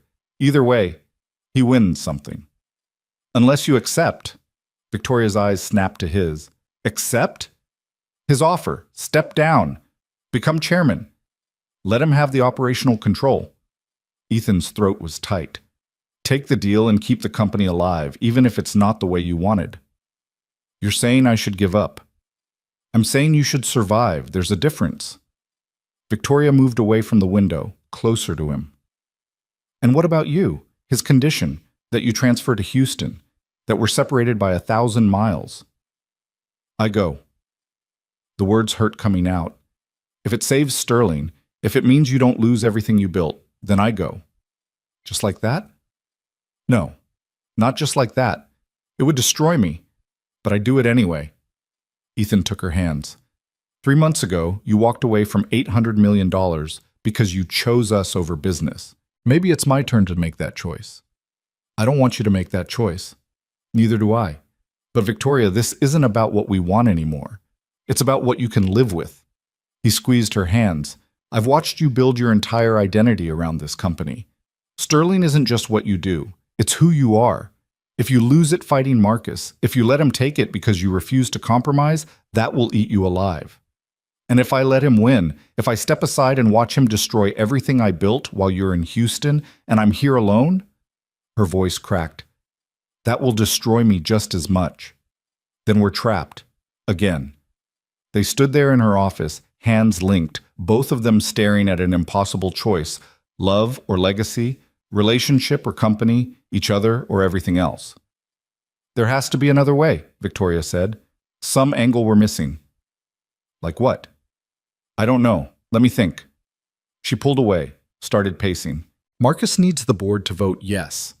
That requires a majority, 5 out of 8 votes. Richard will vote yes. He's always been conservative. Margaret's probably yes. Thomas might be persuadable. The others are wild cards. So you need to flip enough votes to block the deal. Yes. But with what argument? Marcus's offer is objectively good for shareholders. Saying no costs them hundreds of millions in value. I need a better offer or a reason his deal is fundamentally flawed. What about the conflict of interest angle? If he's only doing this because you rejected him personally, that's not exactly pure business motivation. Victoria stopped pacing. That's actually not bad. If I can prove Marcus is acting out of personal vendetta rather than legitimate business interest, the board might see the deal as too risky, complicated by his ego. How do you prove that? I'd need evidence, emails, communications, something that shows his real motivation. Her eyes were sharp now, calculating. Marcus is arrogant. He's probably said something incriminating to someone. Who? I don't know, but I have 3 days to find out. Ethan recognized the look on her face. This was CEO Victoria, the one who'd built a billion-dollar company through sheer force of will, the one who saw problems as puzzles and solved them through strategy and relentless work. What do you need me to do? He asked. Be ready to fight. This is going to get ugly. She moved back to her desk, already pulling up files on her computer. And Ethan, don't accept anything Marcus offers you, no matter what the board says, no matter how generous the package looks. If you take that Houston position, it's over. He wins. I won't take it. Promise me. I promise. Ethan moved to the door, then paused. Victoria? Whatever happens Friday, we figure it out together, okay? She looked up from her screen, and for just a second, the CEO mask slipped. She was just a woman who was scared of losing everything again. Together, she agreed. The next 72 hours were a masterclass in corporate warfare. Victoria worked around the clock, pulling every connection she had. She called board members individually, making her case.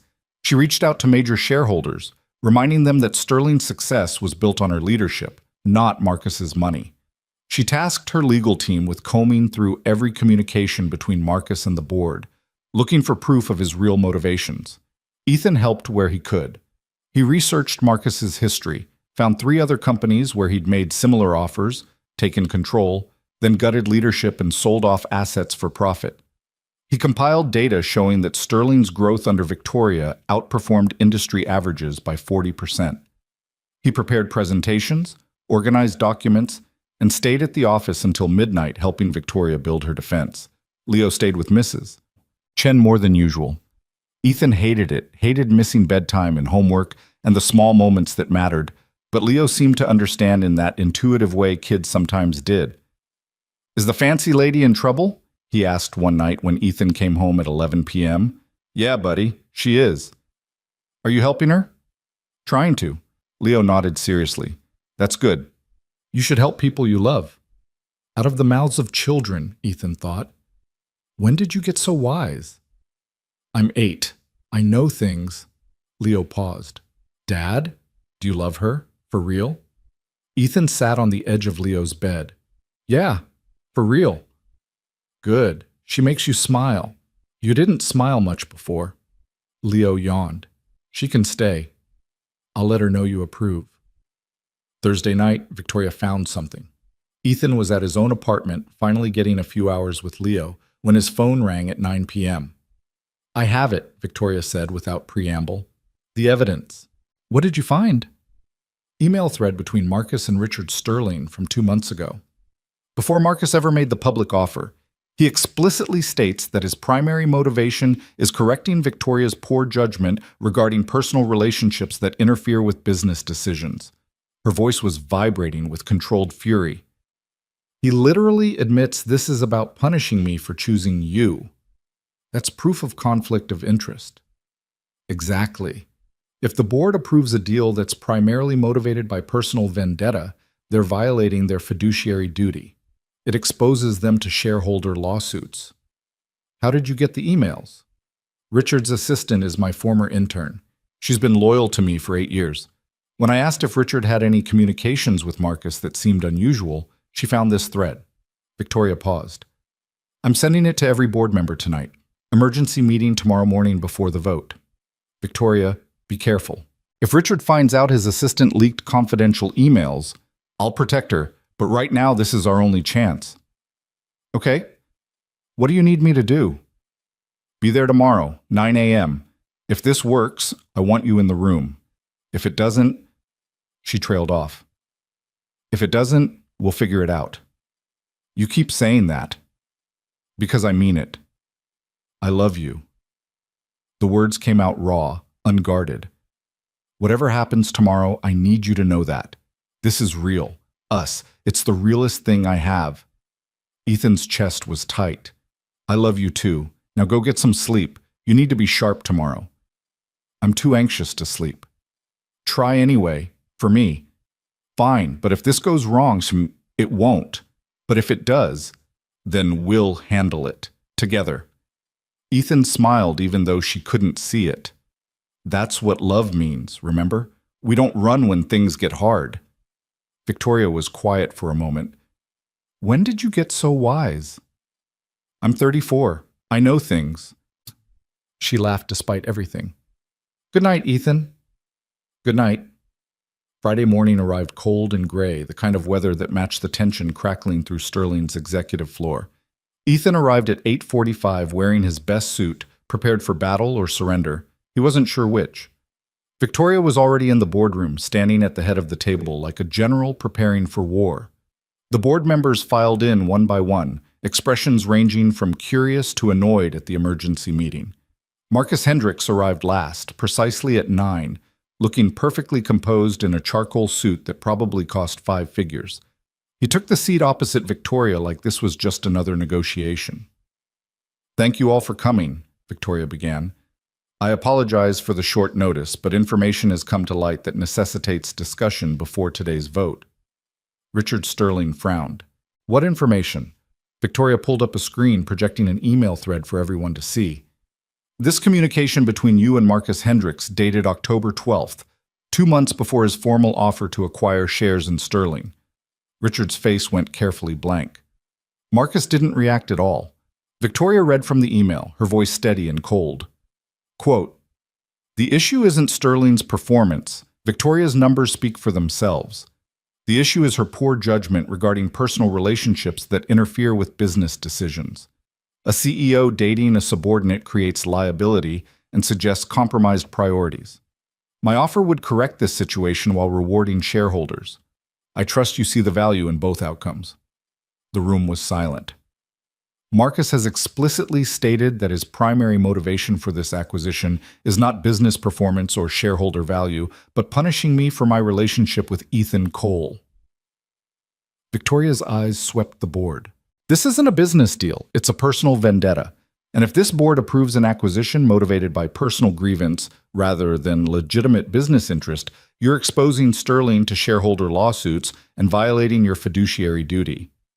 Margaret Chen spoke first. Is this email authenticated?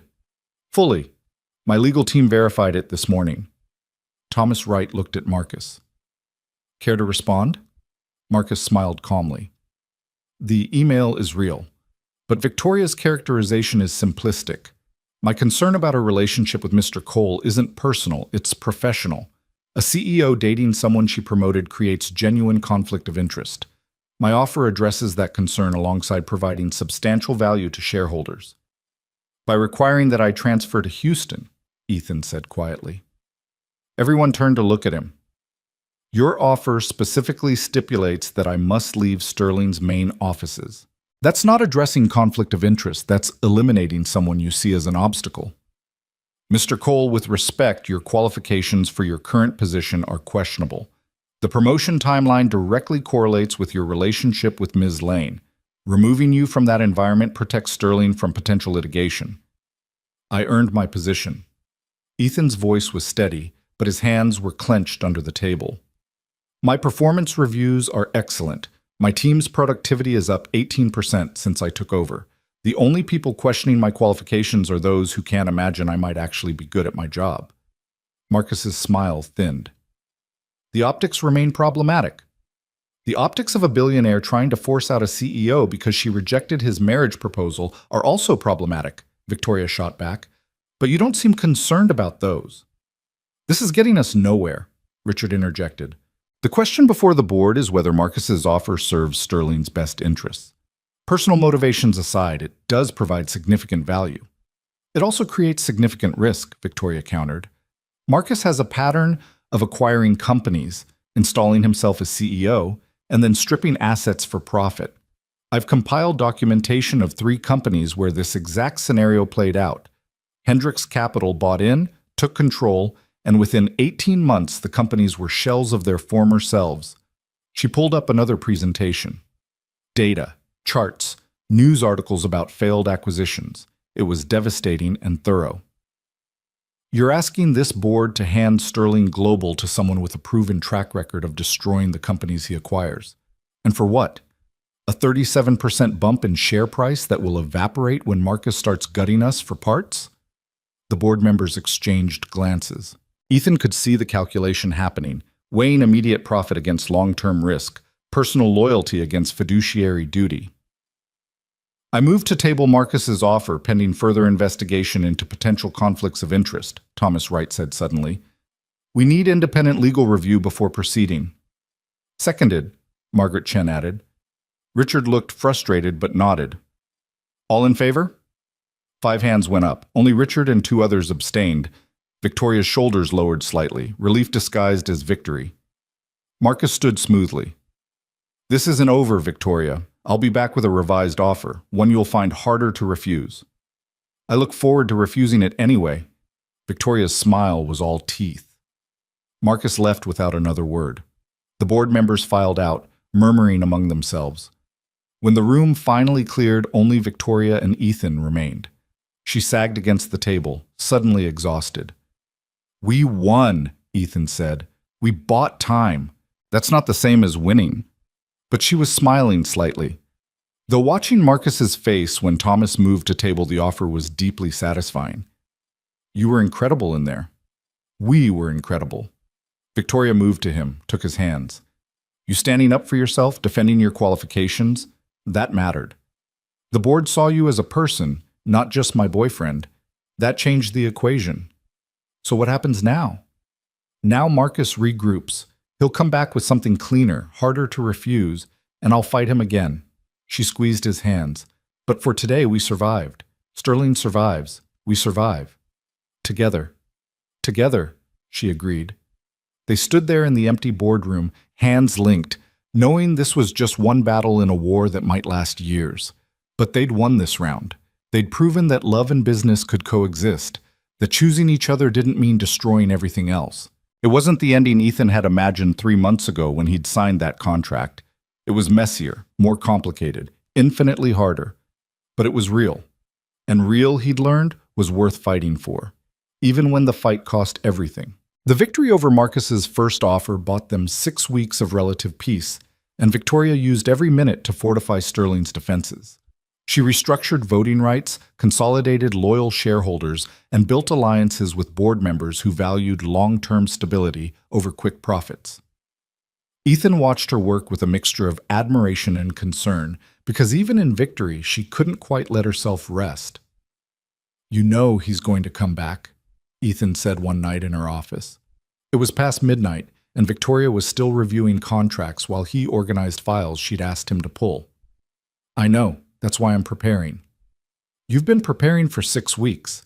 At some point, you have to trust that you've done enough. Victoria looked up from her laptop, shadows under her eyes. That's not how this works. The moment I stop preparing is the moment he finds the weakness I missed. Or maybe the moment you stop preparing is when you finally get to live your life. She smiled tiredly. What life? This is my life. It always has been. It doesn't have to be the only thing. Ethan moved closer, gently closing her laptop.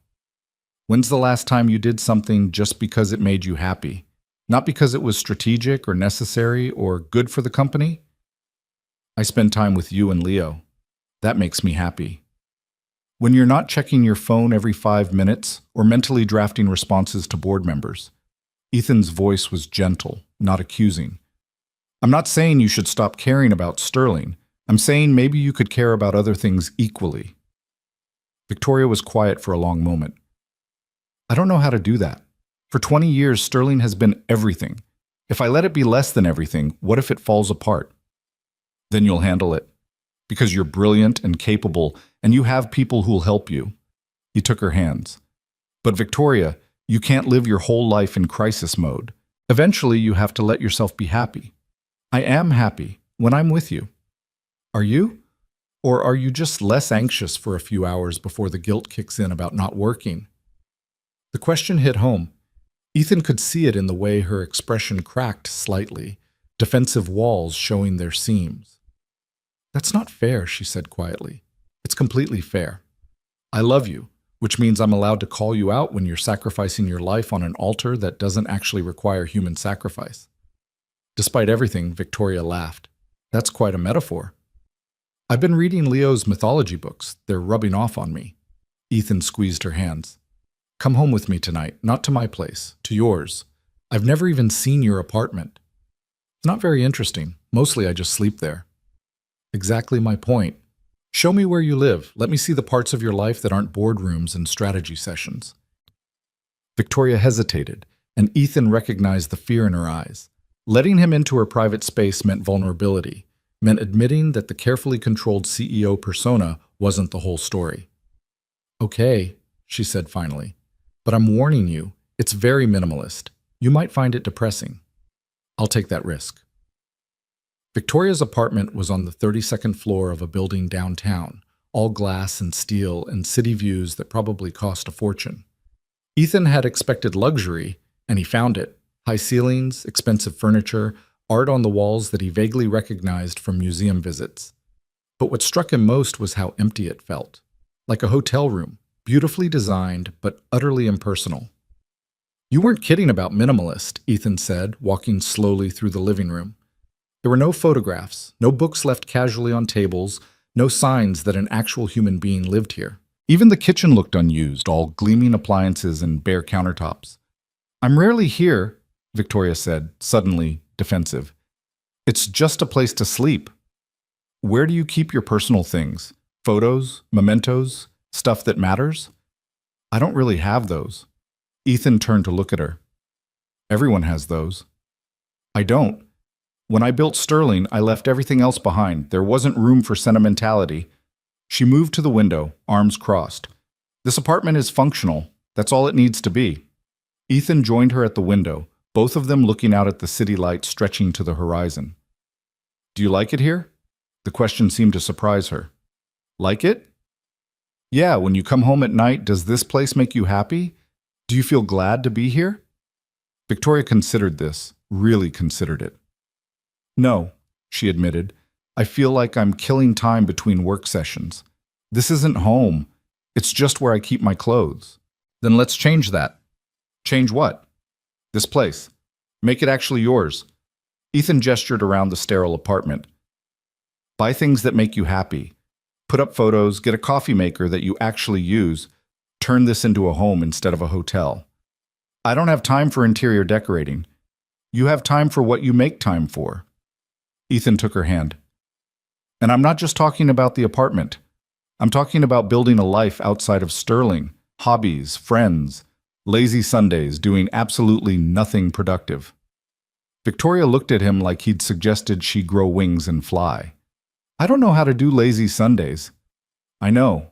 That's why I'm going to teach you. Over the next month, Ethan made it his mission to show Victoria what life outside of work could look like. He convinced her to take Sundays off, fully off, phone on silent, no emails. They went to farmers markets and art galleries and took Leo to the park where Victoria learned to kick a soccer ball with awkward determination.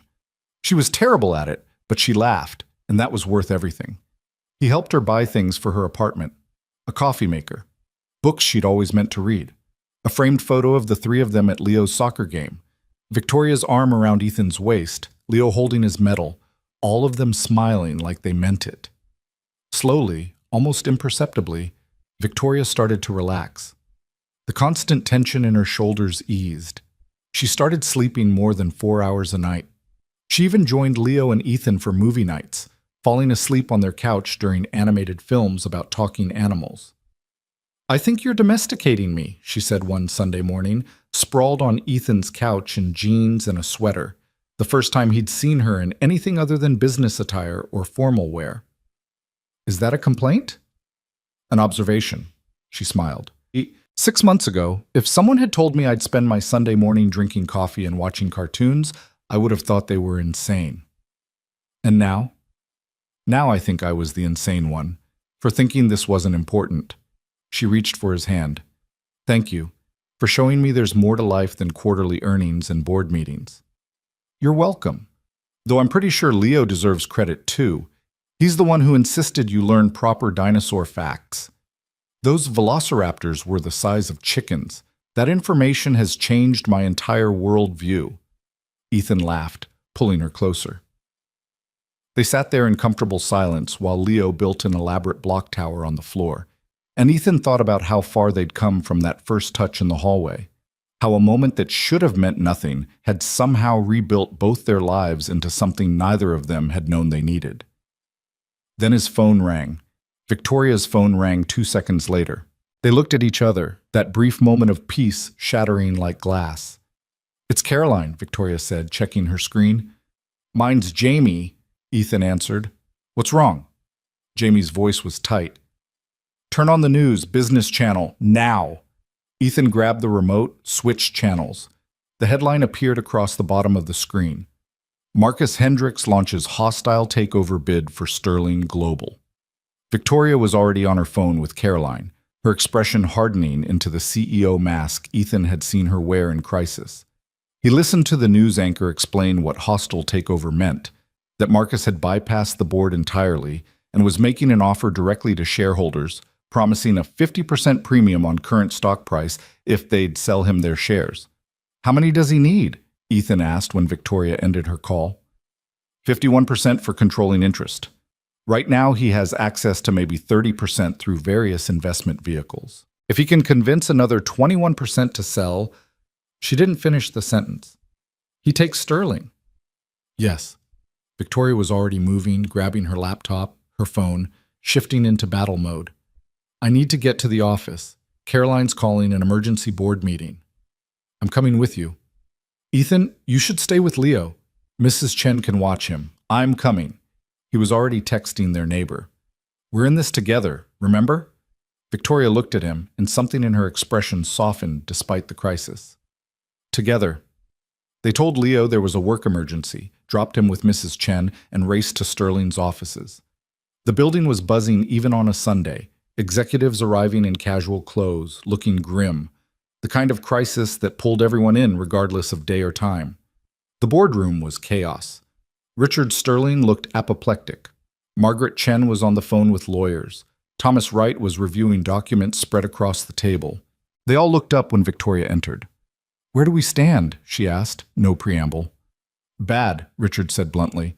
Marcus structured this brilliantly. He's offering such a high premium that shareholders would be financially irresponsible to refuse. Our institutional investors are already calling, asking if we're planning a counteroffer. Can we match his price? Thomas asked. Not without taking on massive debt that would cripple the company. Victoria's jaw was tight. That's his strategy. Offer more than Sterling can afford to match, force shareholders to choose between loyalty and money. Money wins, Margaret said grimly. It always does. Not always. Victoria looked around the table. We have options. We can fight this. How? Richard challenged. We don't have the capital for a counteroffer. We can't prevent shareholders from selling. What exactly do you propose? Victoria was silent for a long moment. Ethan could see her mind working, calculating, looking for the angle everyone else had missed. We make Sterling private, she said finally. The room went silent. That's insane, Richard said. The capital required, I have capital, my personal holdings, retirement accounts, every asset I can liquidate.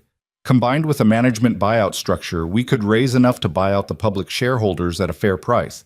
Not Marcus's premium, but enough that they won't feel cheated.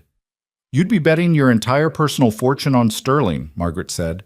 If it fails, then I lose everything. But if Marcus takes control, Sterling loses its soul. I'd rather own 100% of a smaller company than watch him gut what we've built. Thomas leaned forward. You're serious about this? Completely.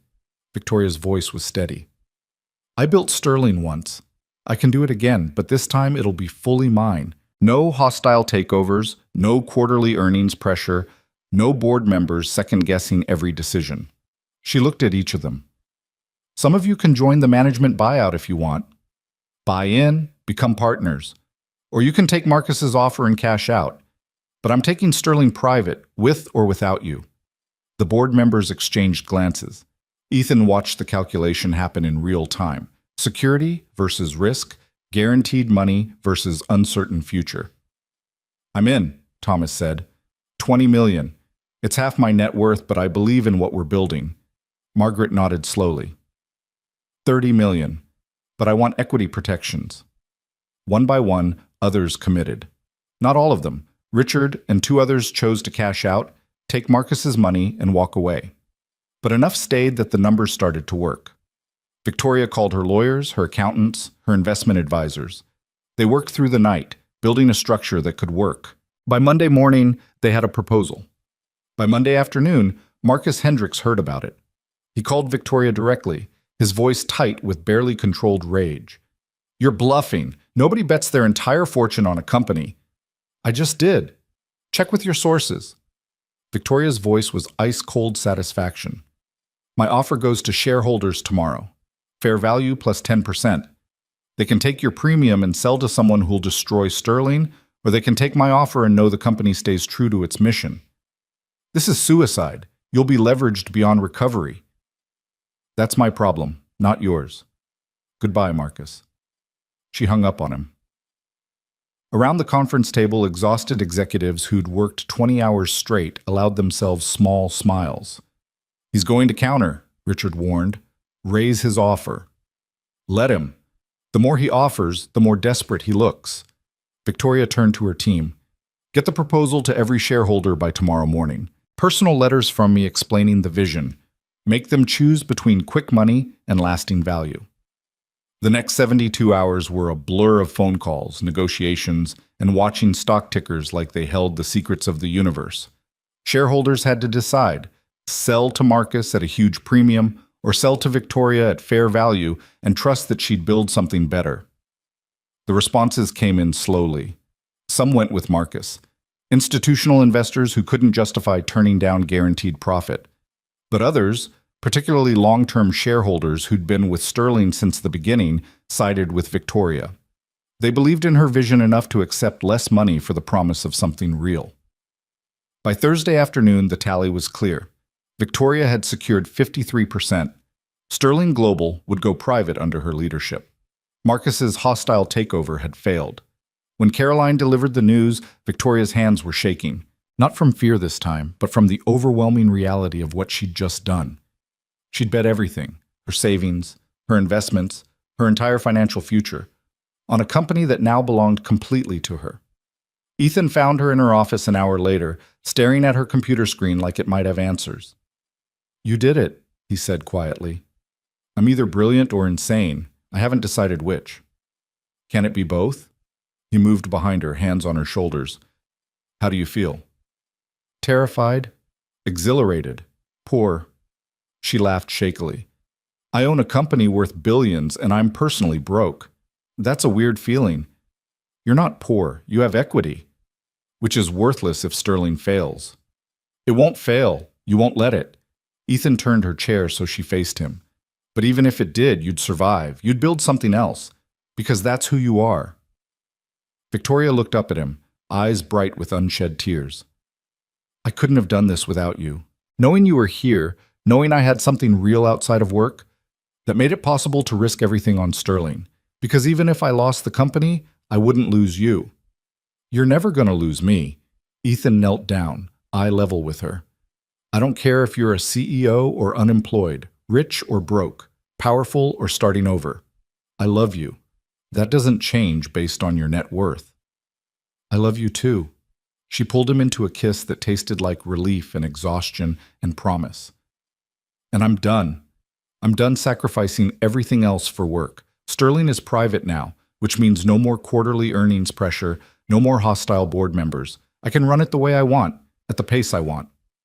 What do you want? Balance. Time with you and Leo. Sundays off. A life that's about more than just work. Victoria smiled. You taught me that's possible. Now I actually get to live it. Starting when? Starting now.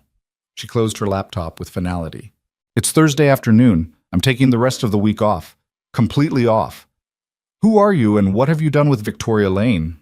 She's still here, just different. Better. Victoria stood, took his hand. Let's go home. Your place or mine? Ours. She paused. I was thinking my apartment is too big for one person, and your place is too small for three. Maybe we could find something in between. Together. Ethan's heart skipped. Are you asking me to move in with you? I'm asking us to build something that's actually ours. Not my space or your space, but our space. Where Leo has his own room and we have room for lazy Sundays, and it actually feels like a home. That's a big step. I'm aware. But I bet my entire fortune on Sterling. Betting on us seems significantly safer. Victoria smiled. What do you say? I say yes, absolutely yes. Ethan pulled her close. But we're getting a coffee maker you actually use. Deal. They left Sterling's offices hand in hand, walking out into a Thursday afternoon that felt like the first day of something new.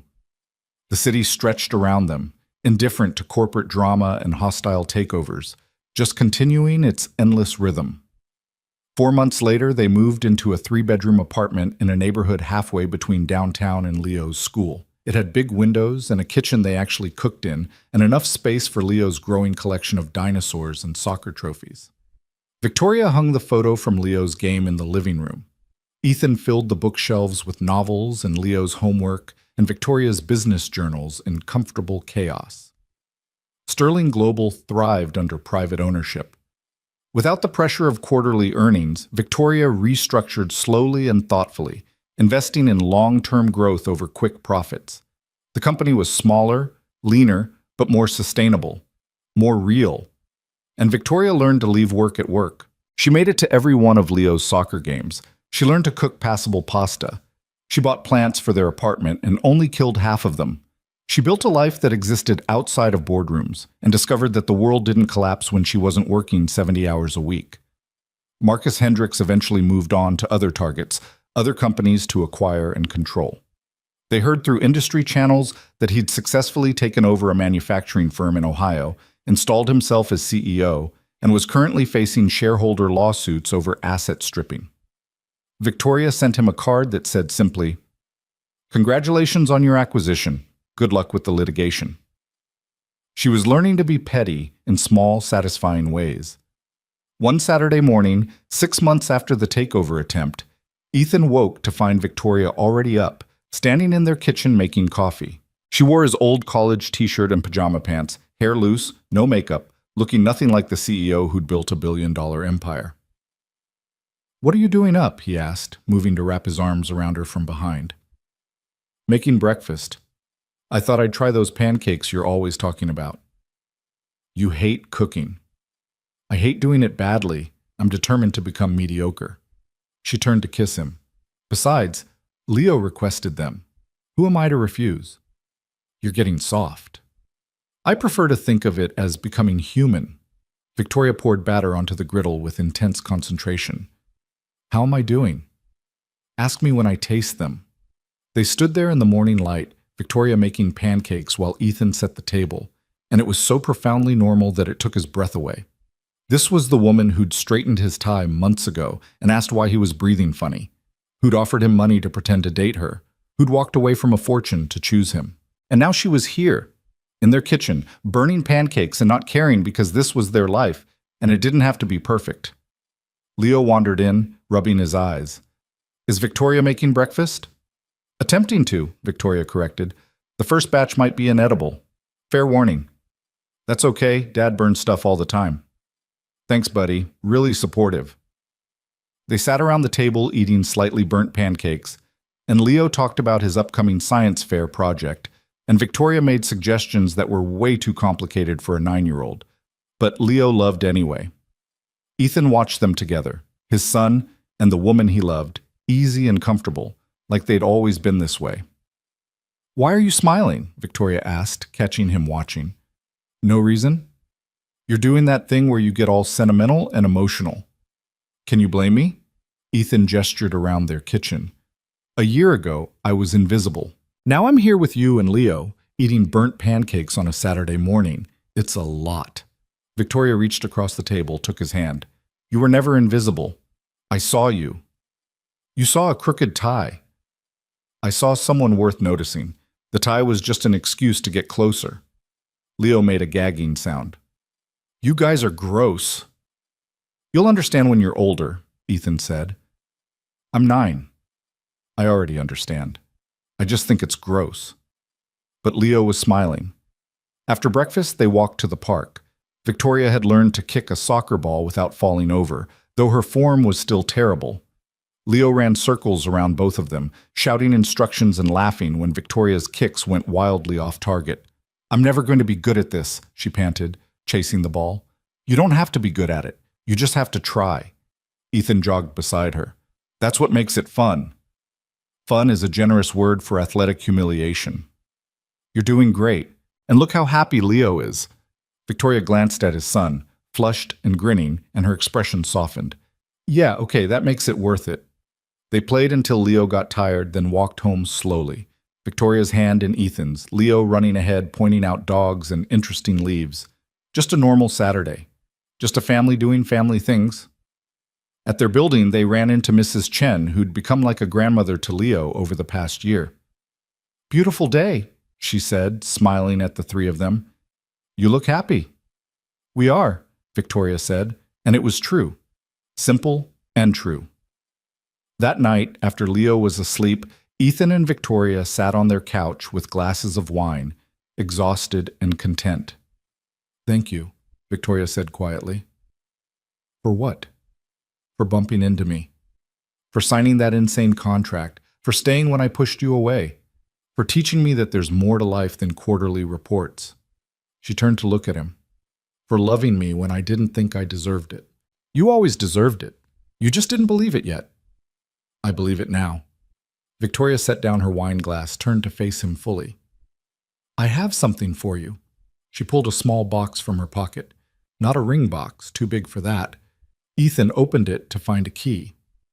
What's this? Key to my office. Well, our office. I'm making you a partner, equal ownership in Sterling. Victoria spoke quickly, nervous. You've earned it. Your ideas have shaped our restructuring. Your perspective keeps me grounded, and I don't want Sterling to be just mine anymore. I want it to be ours. Ethan stared at the key. Victoria, I can't accept this. Sterling is yours. You built it.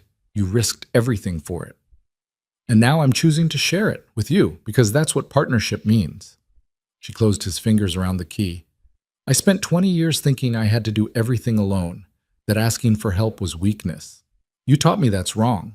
The strongest thing I've ever done was letting you in. I don't know what to say. Say you'll take it. Say you'll build Sterling with me. Make it something we're both proud of. Victoria's eyes were bright. Say yes. Ethan pulled her close, kissed her forehead, breathed in the scent of her shampoo and the reality of this moment. Yes, he said. Always yes. They sat there in the quiet of their living room, holding each other while the city hummed beyond their windows. A year ago, a single touch had changed everything. A straightened tie, a question asked in a hallway. Two people who'd been invisible to each other suddenly, impossibly seeing, and now here they were. Not perfect, not without complications or challenges or moments of fear, but real, together, building a life that was messy and beautiful and theirs. Victoria fell asleep against his shoulder, her breathing slow and steady. Ethan held her, thinking about all the ways love could surprise you. How it could start as a transaction and become the truest thing you'd ever known. How it could ask you to risk everything and somehow make you braver instead of more afraid. In his room, Leo slept surrounded by dinosaurs and soccer medals and the confident peace of a child who knew he was loved. In their kitchen, dishes sat unwashed. They'd get to them tomorrow. In their living room, two people who'd found each other in the most unlikely way held each other and breathed. Just breathed. Not with the panicked shortness of that first touch, but with the steady rhythm of people who'd finally found home. And if anyone had asked Ethan why he was breathing like that, slow and deep and grateful, he would have smiled and said the truth. Because I'm not afraid anymore. Because I chose love over safety, and it chose me back. Because this is real, and real is everything. The pancakes had been burnt. The soccer skills were still terrible. The future held no guarantees. But they were together, and that, Ethan had learned, was the only thing that truly mattered. Outside their window, the city kept moving. Inside their home, three hearts beat in quiet synchrony. A single father who'd stopped being invisible. A CEO who'd learned to be human. A boy who'd gained a family bigger than blood. No contracts. No performances. No pretending. Just love. Messy and complicated and absolutely perfectly real. And somewhere in the margins of their story, between the crisis and the resolution, between the fake beginning and the genuine ending, was this truth. Sometimes the best things in life start as lies we tell ourselves about who we are and what we need. And sometimes, if we're brave enough to let them, those lies transform into truths we never knew we were searching for. Ethan looked at the key in his palm, solid, real, a symbol of partnership and trust and futures built together. Then he looked at Victoria, peaceful in sleep, finally resting in a way she'd never allowed herself before. He thought about their journey from that hallway to this couch, from strangers to partners to something that defied easy definition. And he smiled. Because this was their story. Not the one anyone had written for them, but the one they'd chosen to write together. A story that started with a crooked tie and a breathless question. A story that ended with three people breathing easy in the home they'd built. A story that proved, against all odds, that love was worth the risk. Every single time. The end.